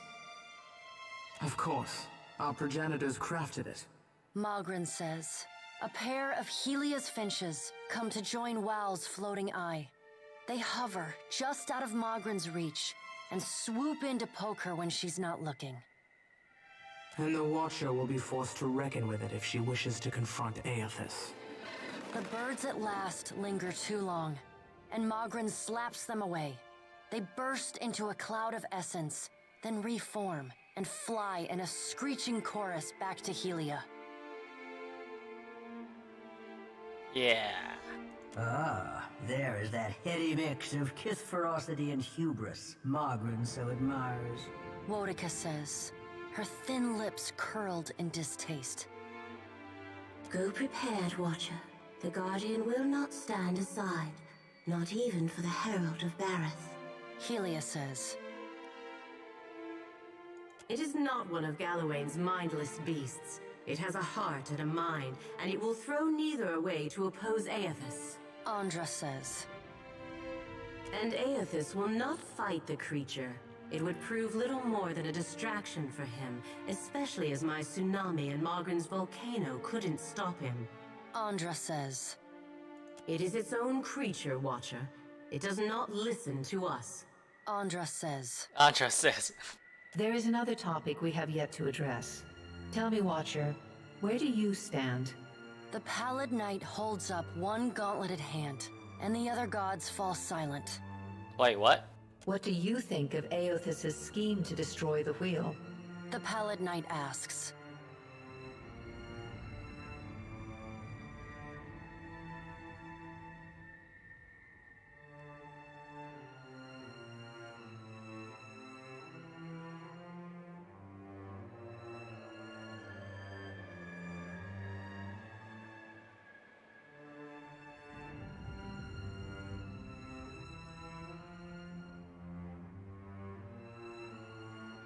Perhaps you misunderstand.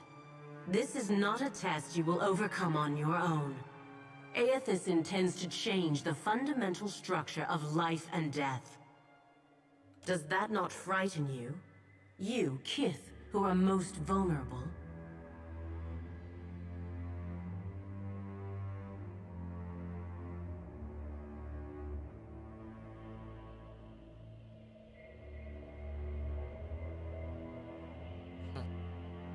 I won't be reborn. Eothas loves the mortals more than any of us. He has always been their greatest champion. Magrin says. He believes Kith will rise to his challenge. I am not so sure, but I look forward to watching them try. Magrin says. He found our blind spot and exploited it admirably. By the time we even had a hint of what it was he intended, it was already too late to stop him. Magrin says. If we still had our bodies, we could oppose him. Wodika balls her bony hands into fists and glares long at Andra. Do not lay your blame on me. We set them aside after I killed Abaddon, it is true, but you did not fight the decision then. Andra says. She turns her back on Wodika then, and looks instead to the Pallid Knight. What if Eothas is right, and Kith succeed in rebuilding the wheel? What then? Andra asks.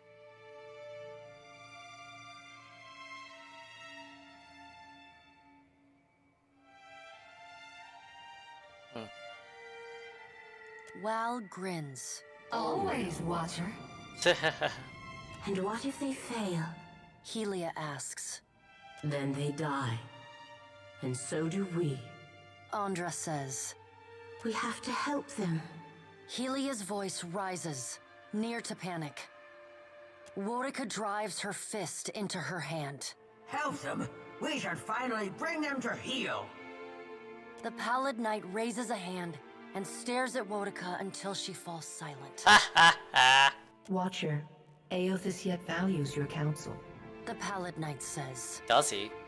The Pallid Knight's eyes bore into yours. An impassioned plea from the Hound of Eothas may still temper his actions. Confront him at Ukaizo.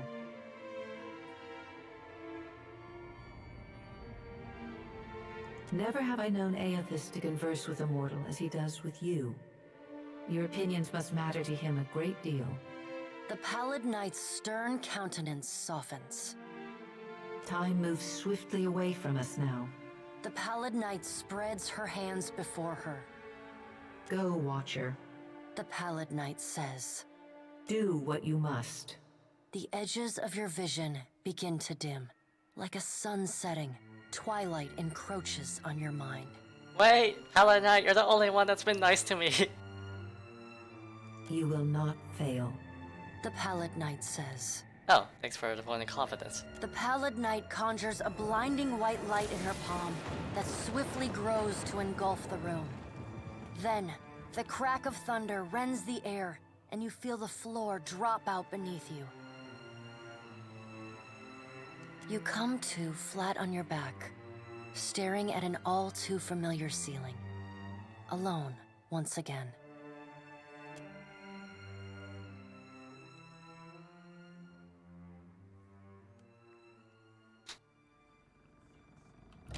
God damn it, not again. I can still feel those. I'm all ears. Tell me what's on your mind. Sure thing, what? How may I be of service? Alright, just to make sure everyone gets their due. Yes, you only have to. I can still feel those vines under my skin. But that... You look like you have some... Encountering the Wahaki. Priestley! What's on your mind? They're better captain. Wait, what?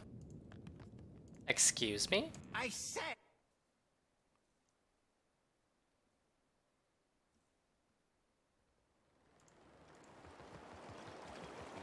Captain, time.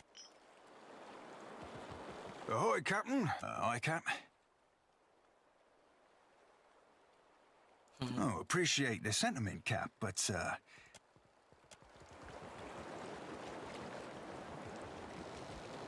Questions, Captain?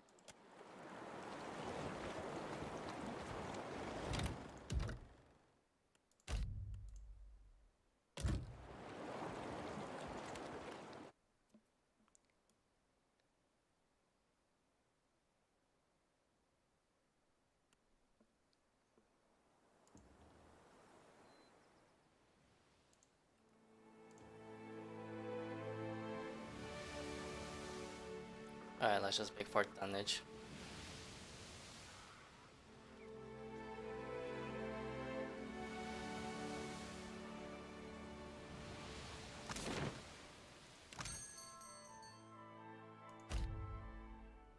Let's see. 90. 80. 80 again. The red dream.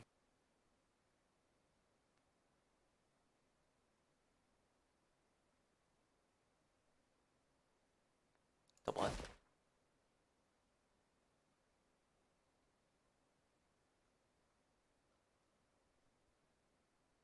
See, 15, 15, 40.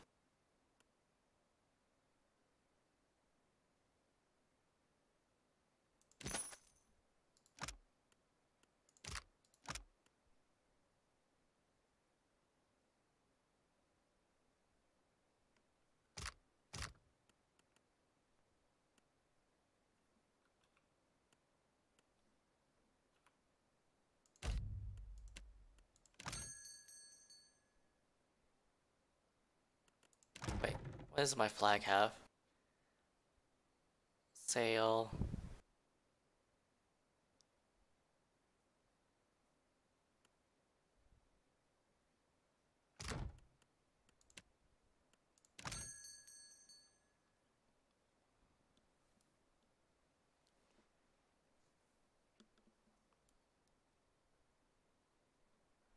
No combat speed, but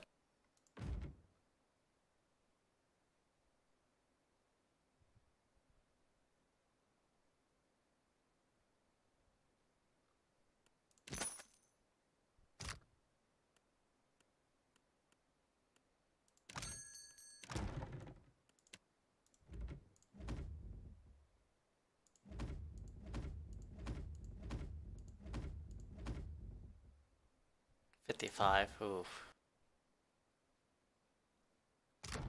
It'll last though.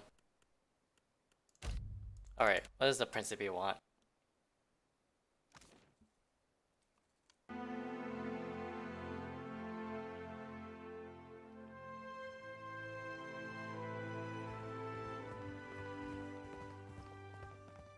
I've been loyal to you a long time, Ferrante, but I cannot abide this.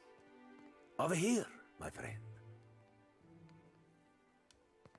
Diverus, is it settled now? I do not like having my hand forced by some rogue god.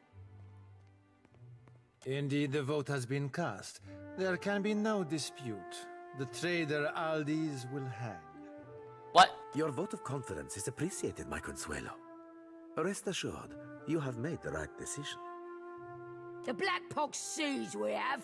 What a fucking farce! Mark my words, Councilman. Your souls will be damned for this scheme. Do not forget your promise, Ferrante.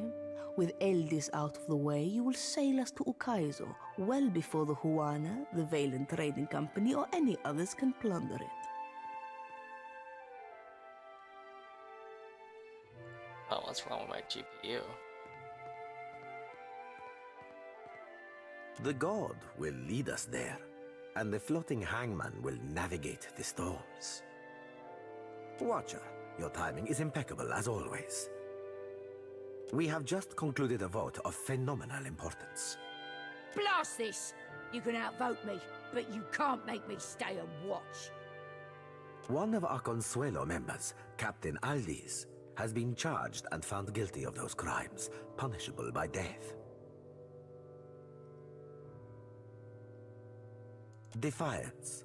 On several past occasions, Aldis has willfully dismissed the mandates of the Consuelo.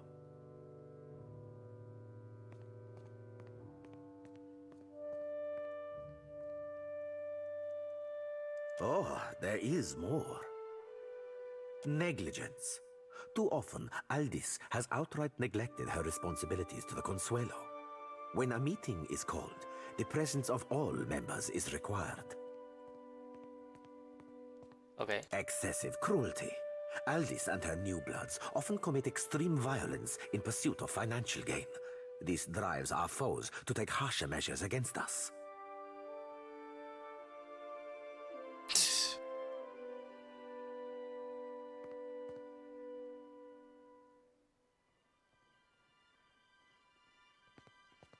Sedition, which you witnessed firsthand when Aldis negotiated with our enemies without the consent of the Consuelo. She has single-handedly endeavored to spark a civil war within the Principe on multiple occasions. Don't know what you're talking about. Fair enough. And, worst of all, betrayal. Aldis sacrificed an entire crew of Principe in an ill-fated attempt to lure out the floating hangman so that she might captain it. Wait, what? This Consuelo session is now concluded. Watcher, might I have a word with you in confidence? What happened at Magran's teeth changes everything. We must acquire the floating hangman if we've any hope to reach Ukaizo before Eothas destroys everything. Which brings me to my current problem. Somehow, Aldis has uncovered a means to summon the floating hangman, but she is hunkered within her stronghold of Fort Deadlight.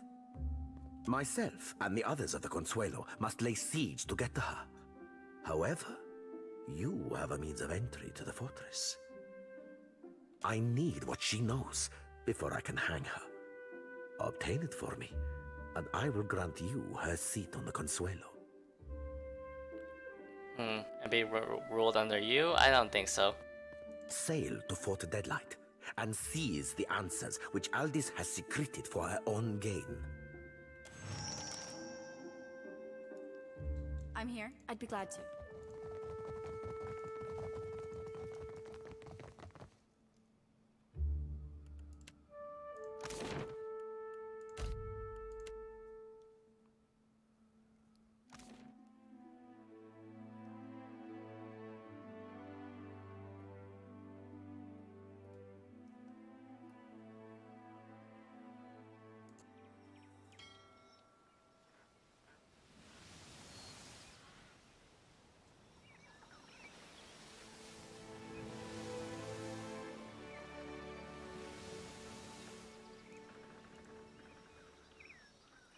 Alright.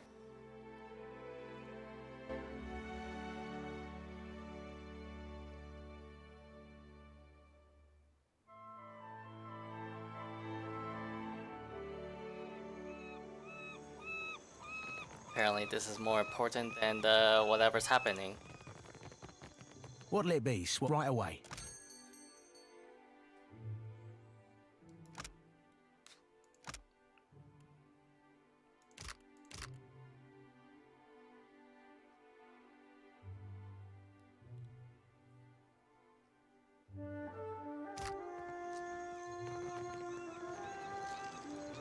Alright, Are you ready to write this? lead on.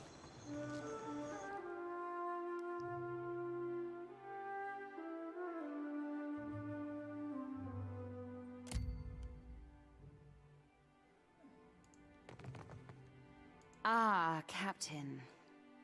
Beholding you never ceases to be a wonder. I only wish we met under more pleasurable circumstances. You wanted to speak with me? Well, consider me a captive audience.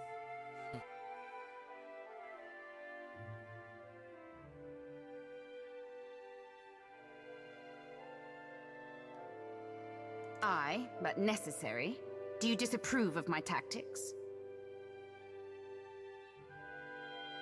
The storms would be problematic for sure, if I didn't already have a plan to take command of the floating hangman so as to utterly quell them.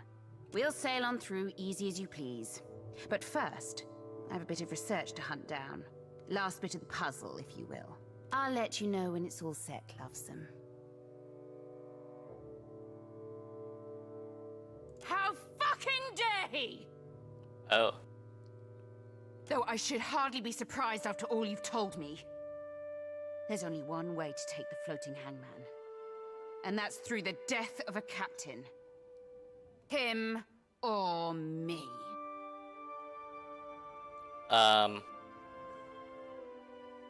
I haven't the faintest idea as to what you could mean, Lovesome. You're not buying it, eh? Guess it was only a matter of time. I knew the spies I strung up by their guts couldn't have been the only ones. They were just the poor squabs who got caught.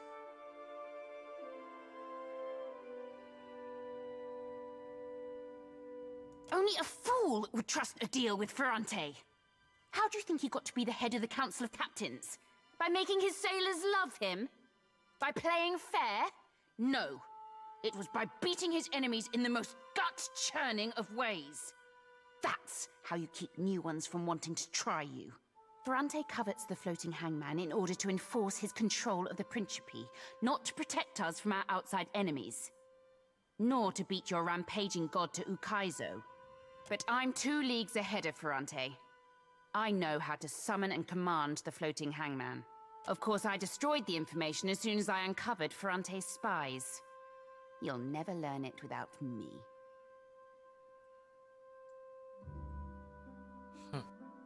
And I need only to be a corpse for you to do it. I don't take kindly to veiled threats, Swabby. Just tell me.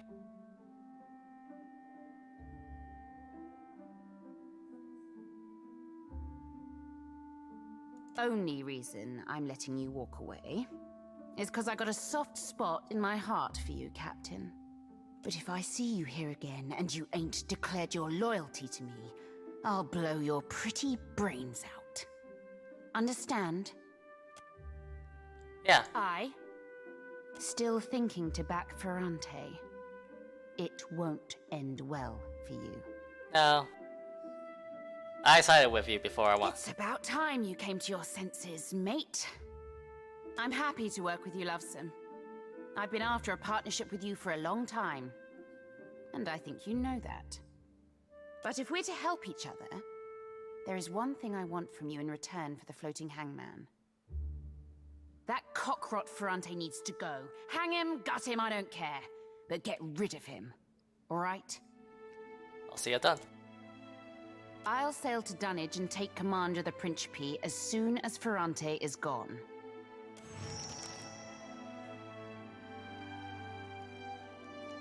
I'm here. Certainly. I wonder how that will work.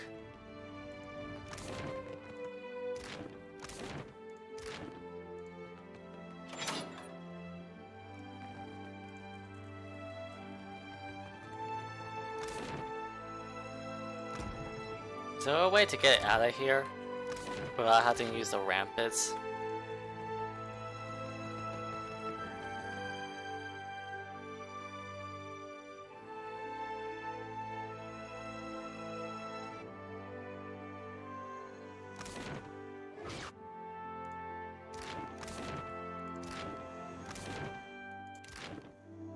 I guess not.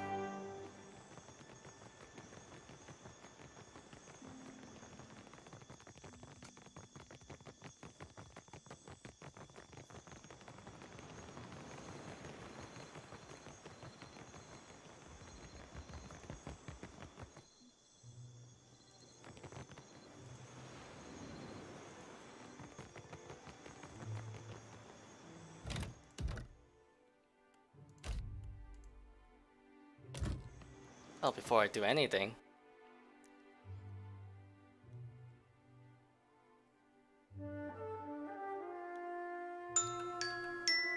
what the hell?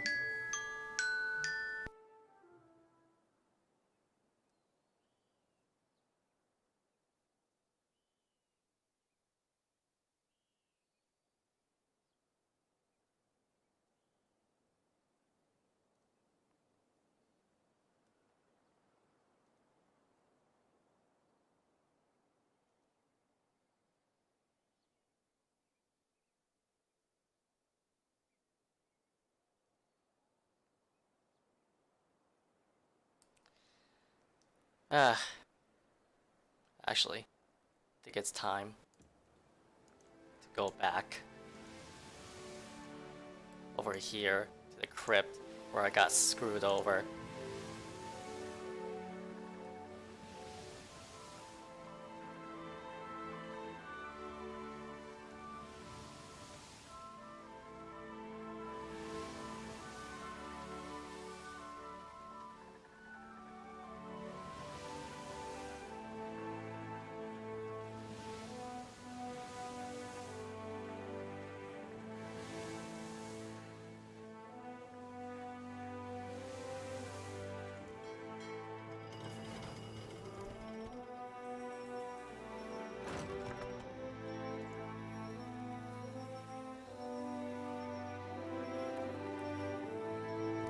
Right.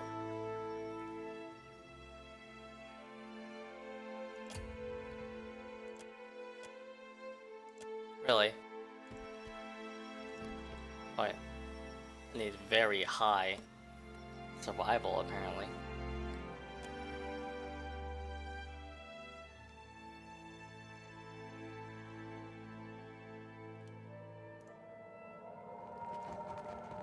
Mm-hmm. What can I do? Sure thing.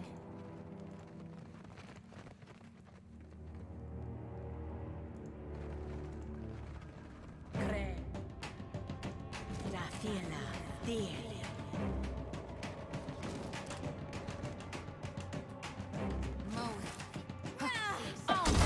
Sorry.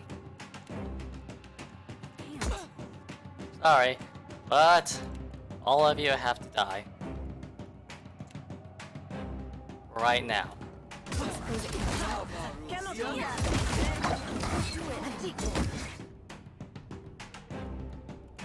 Wait, what the hell?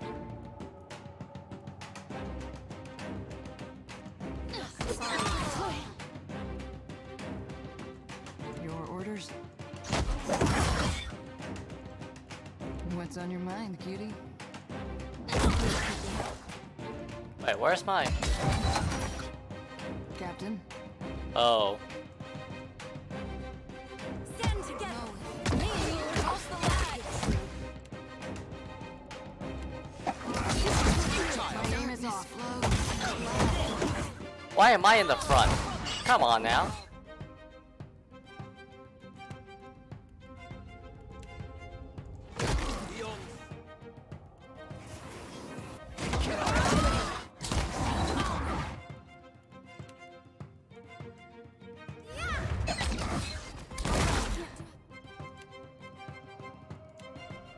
Still got it. Flickers. Suppose it can't be helped. Let's try again.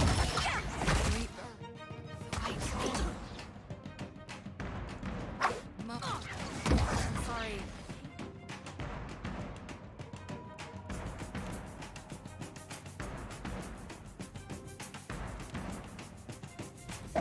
This must come to an end. Oh, come on now. Don't die on me.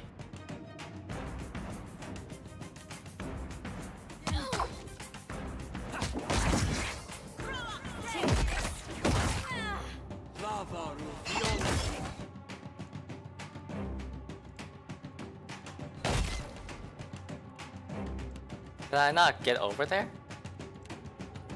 Right between the eyes. Still.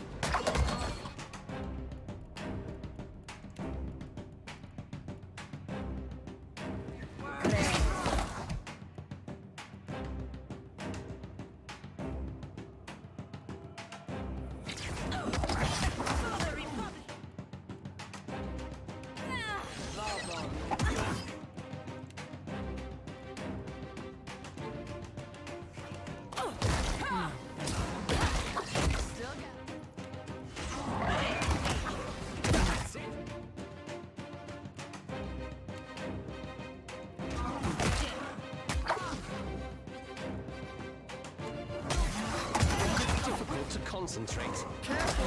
See that issue?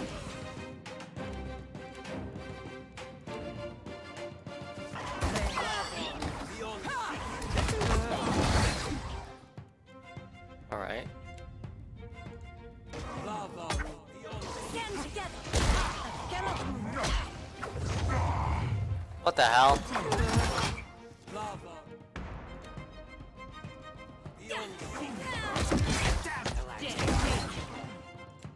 Oh, come on.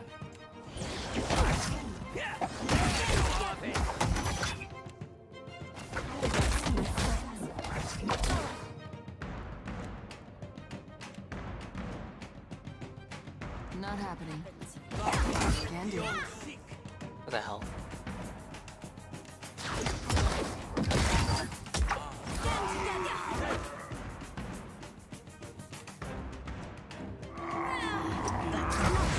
Between the eyes. What can I do? Oh, I'm paralyzed. I'm paralyzed, god damn it.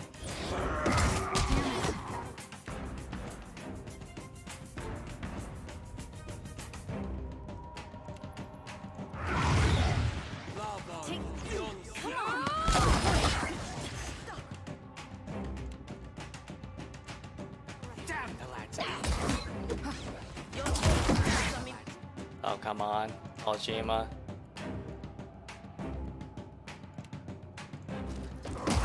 Curses.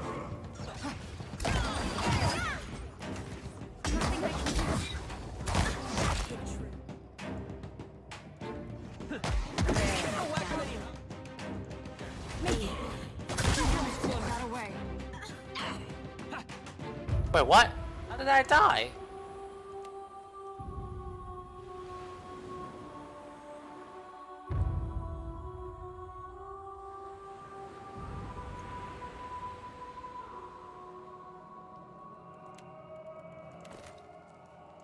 Uh-huh.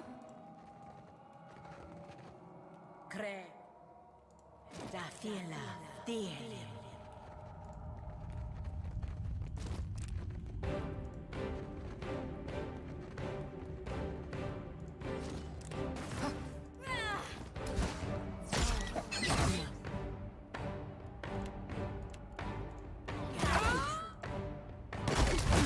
Oh, how the hell am I charmed?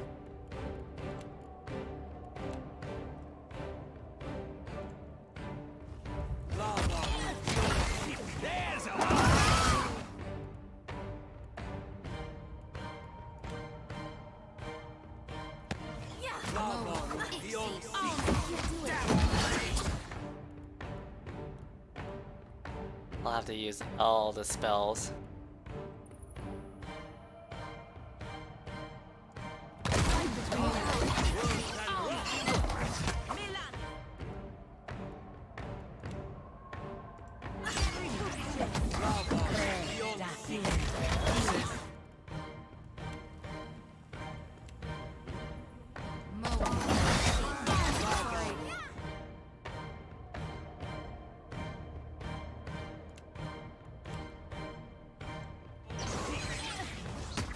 Suppose it can't help.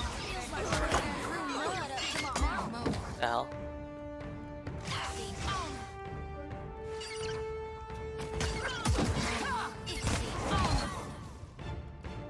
Alright. It's one heal.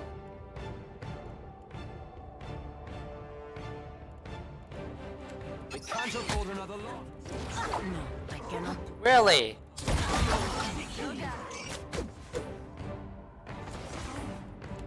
Wow, they really suck.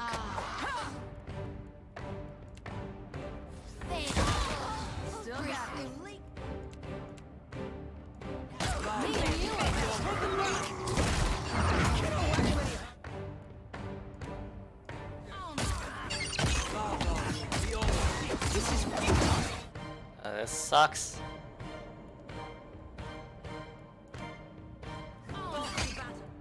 No.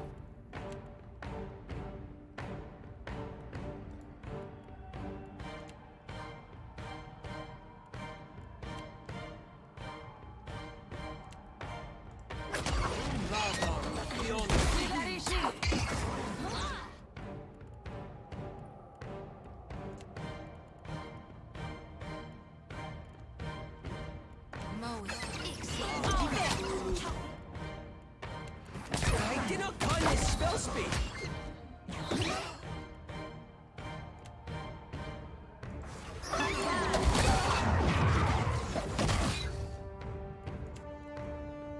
Oh, come on.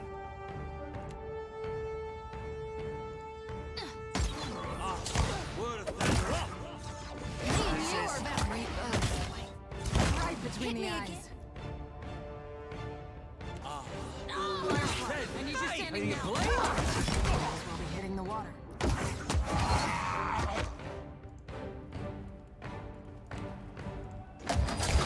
Ow.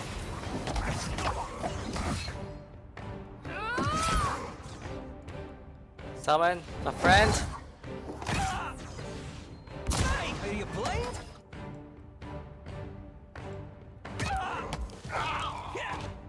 Okay.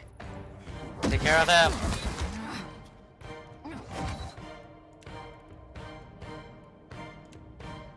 Not happy.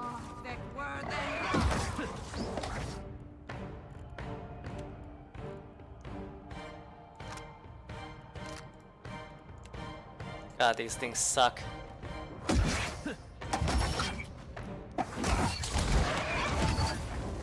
Come on.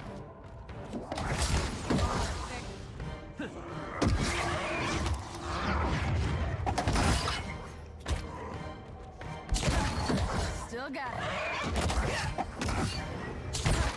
Still got it.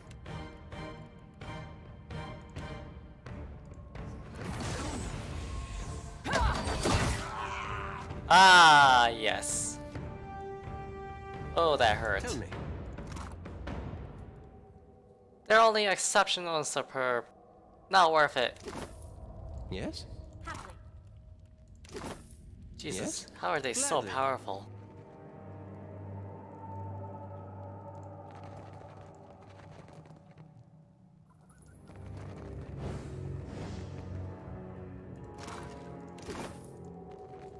Of course.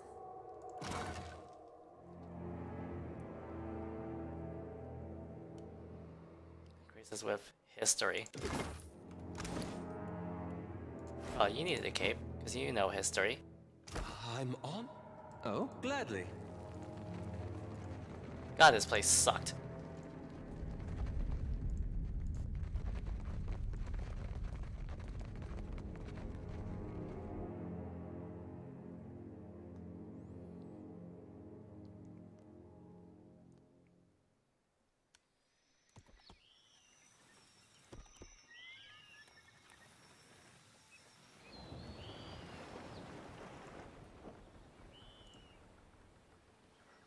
I found my spine on the Deadfire lines. Tell me where, hey, hoo-oh-yeah. Come and deal with babe to a sailor fine. Hoorah for the Deadfire lines. Now Deadfire roots, they make good time. Tell me where, hey, hoo-oh-yeah. Let me feel my strength and let's climb. Over here.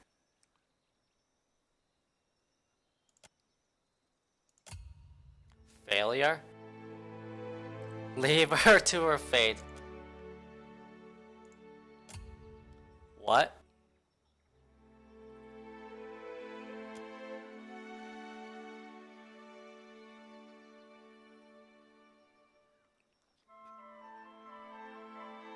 Press on.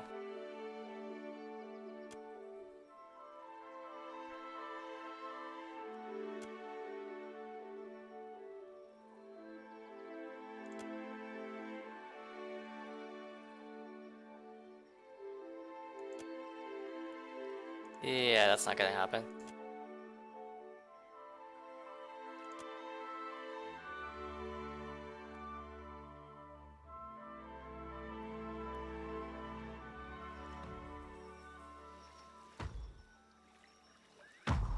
Oh shit. This is not good. Death to those who oppose the republics!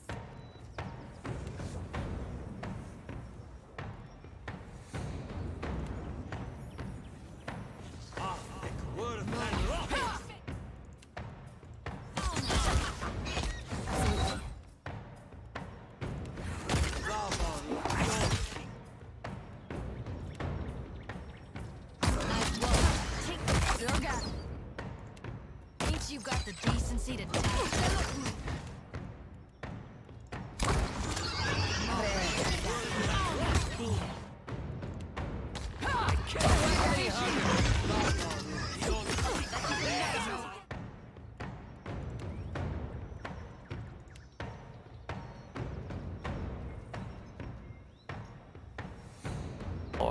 Orca maggots up.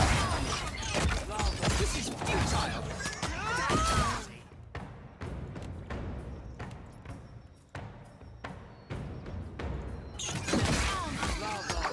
Come here, punk.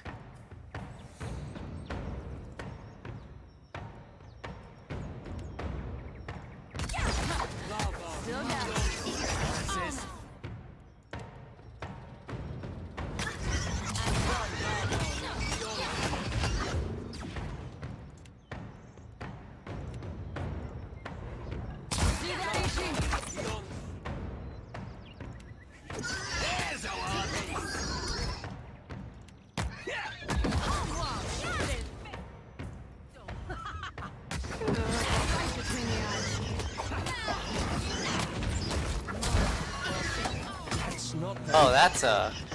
Hello.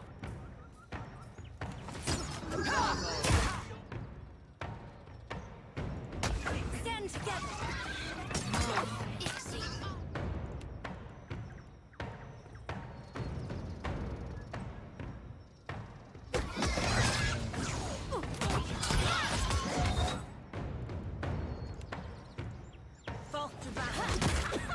This is futile. My friend. Glory be to God. Stand together. See ya. Much easier than the Fampyrs. I think because they kept on charming me.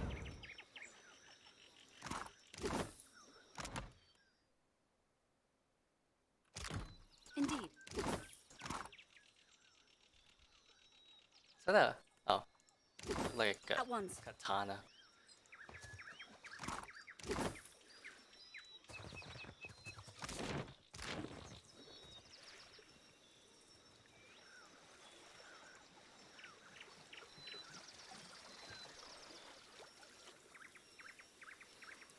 You must gather your party before venturing forth. That'll be easier.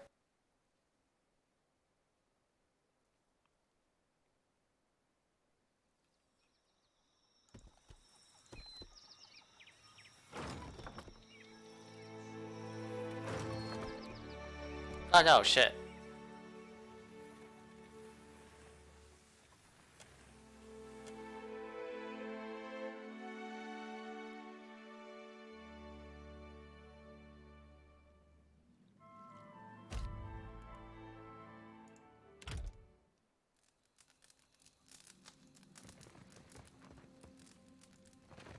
I see true. Hello.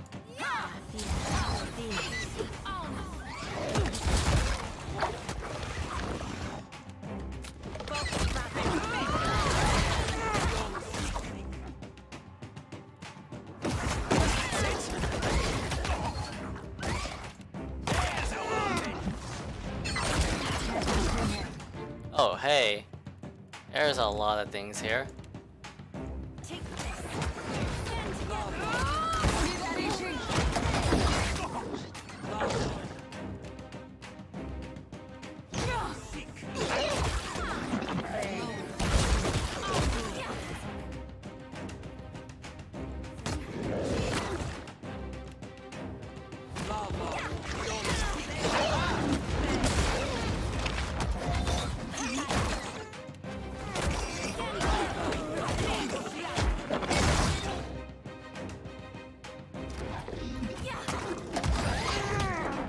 Punks. Think you're taking me on? All right. What's this? Examine the pool.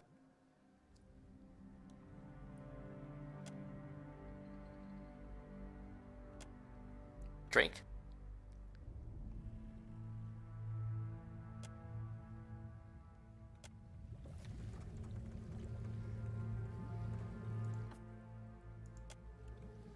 Oh, that sucked. Indeed.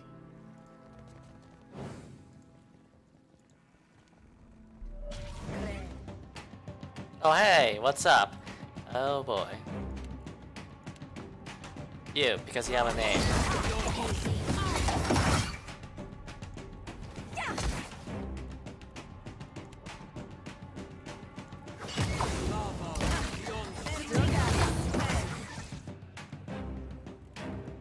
Oh crap, I forgot the encounters. Shit.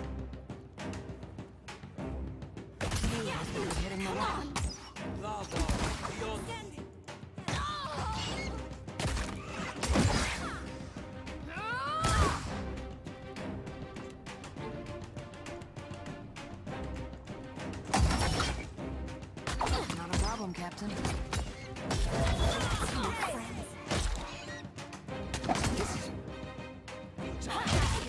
Oh.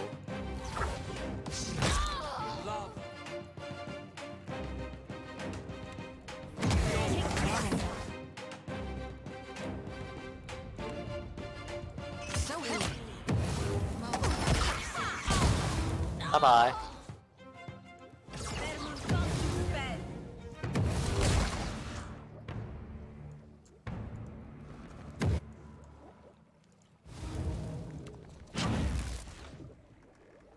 I wonder, can I shoot that?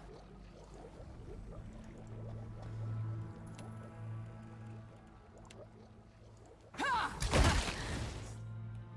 got it. Let's see, wait. This is like the only unique weapon I got. 3. I hope it counts. Still. It does count! Yes. You were saying? Just say the word. Corrode armor.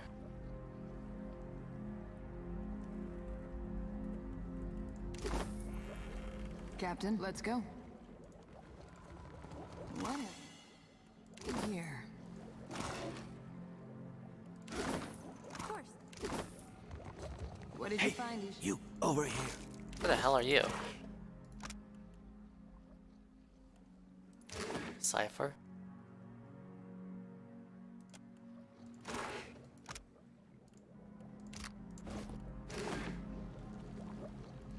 Your alchemy is 15.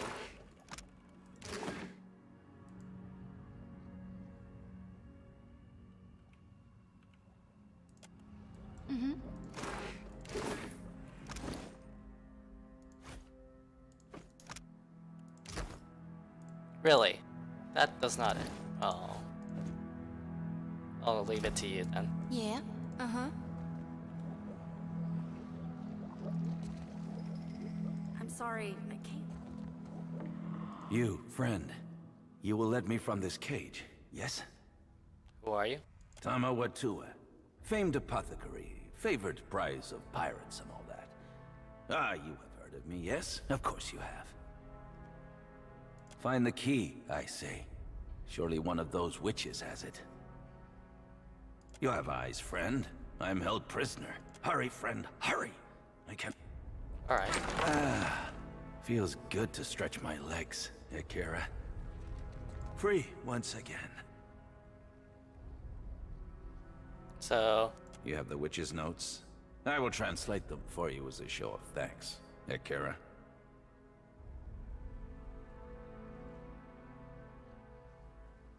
Thank you again, my friend.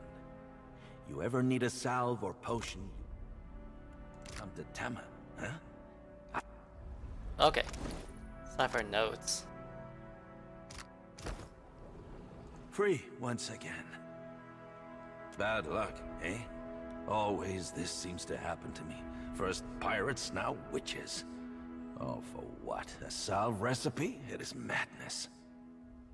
Huh. What potion requires bat bile, cat blood, and dandelion fluff? Even I'm not crazy enough to touch it, I say. Yeah.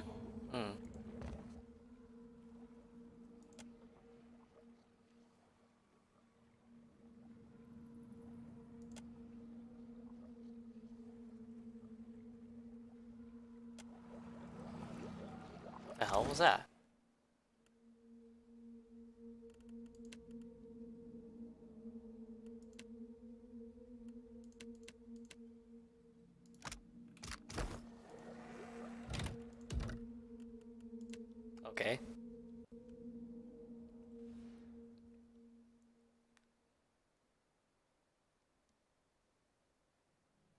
Free once again.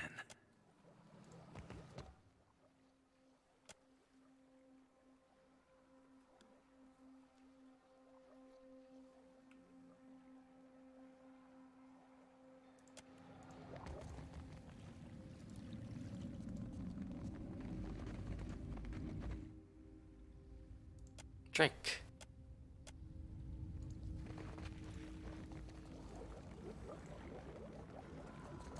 So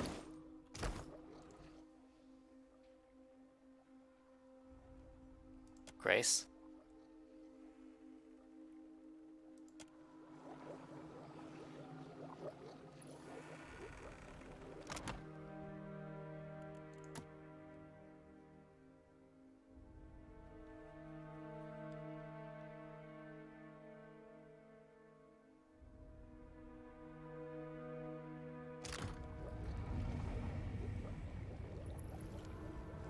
Potion of Antelope's Grace.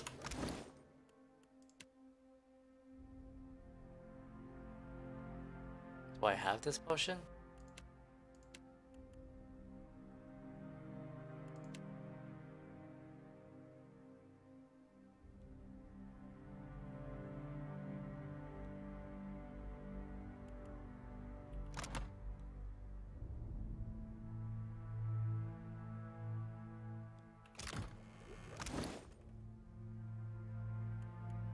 There's too many potions that I have.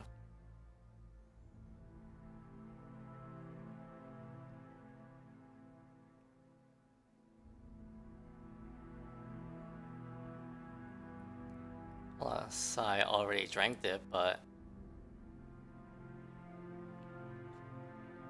I don't know. Of course. I'm assuming it increases a stat.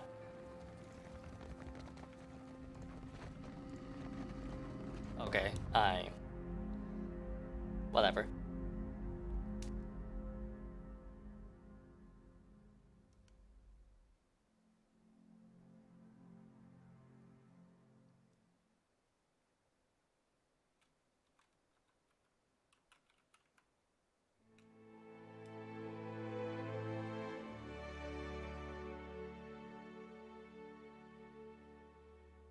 Hmm.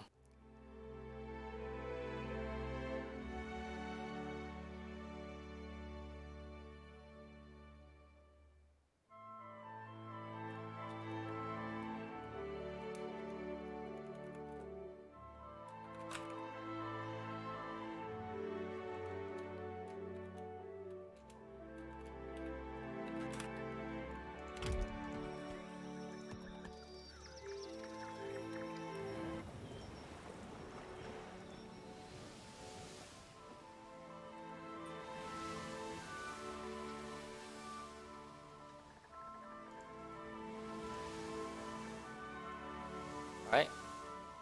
Well, oh, landed the shit. I hit a storm. Oh, Jesus.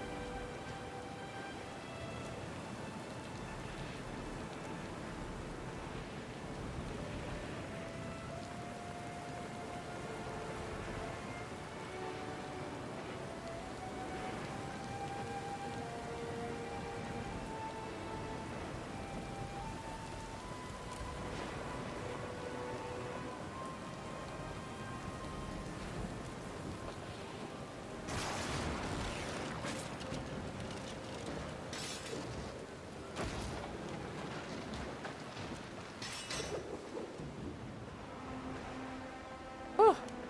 Nice. Go work. I found my spine on the Deadfire lines. Tell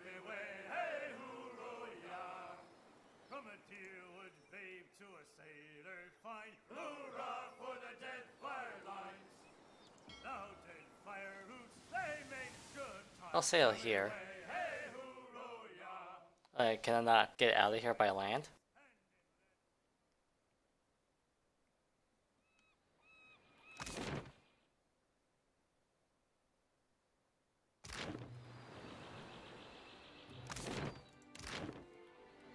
Doesn't seem like it. Alright, but I gotta get off, head to work. So we finally got that done. We got some of the main mission done. I have to deal with Firatoi, however you pronounce his name. Get rid of him, and hopefully, Eothas, or whatever her name is, doesn't betray me. So, anyway, I gotta head to work. So, see you later.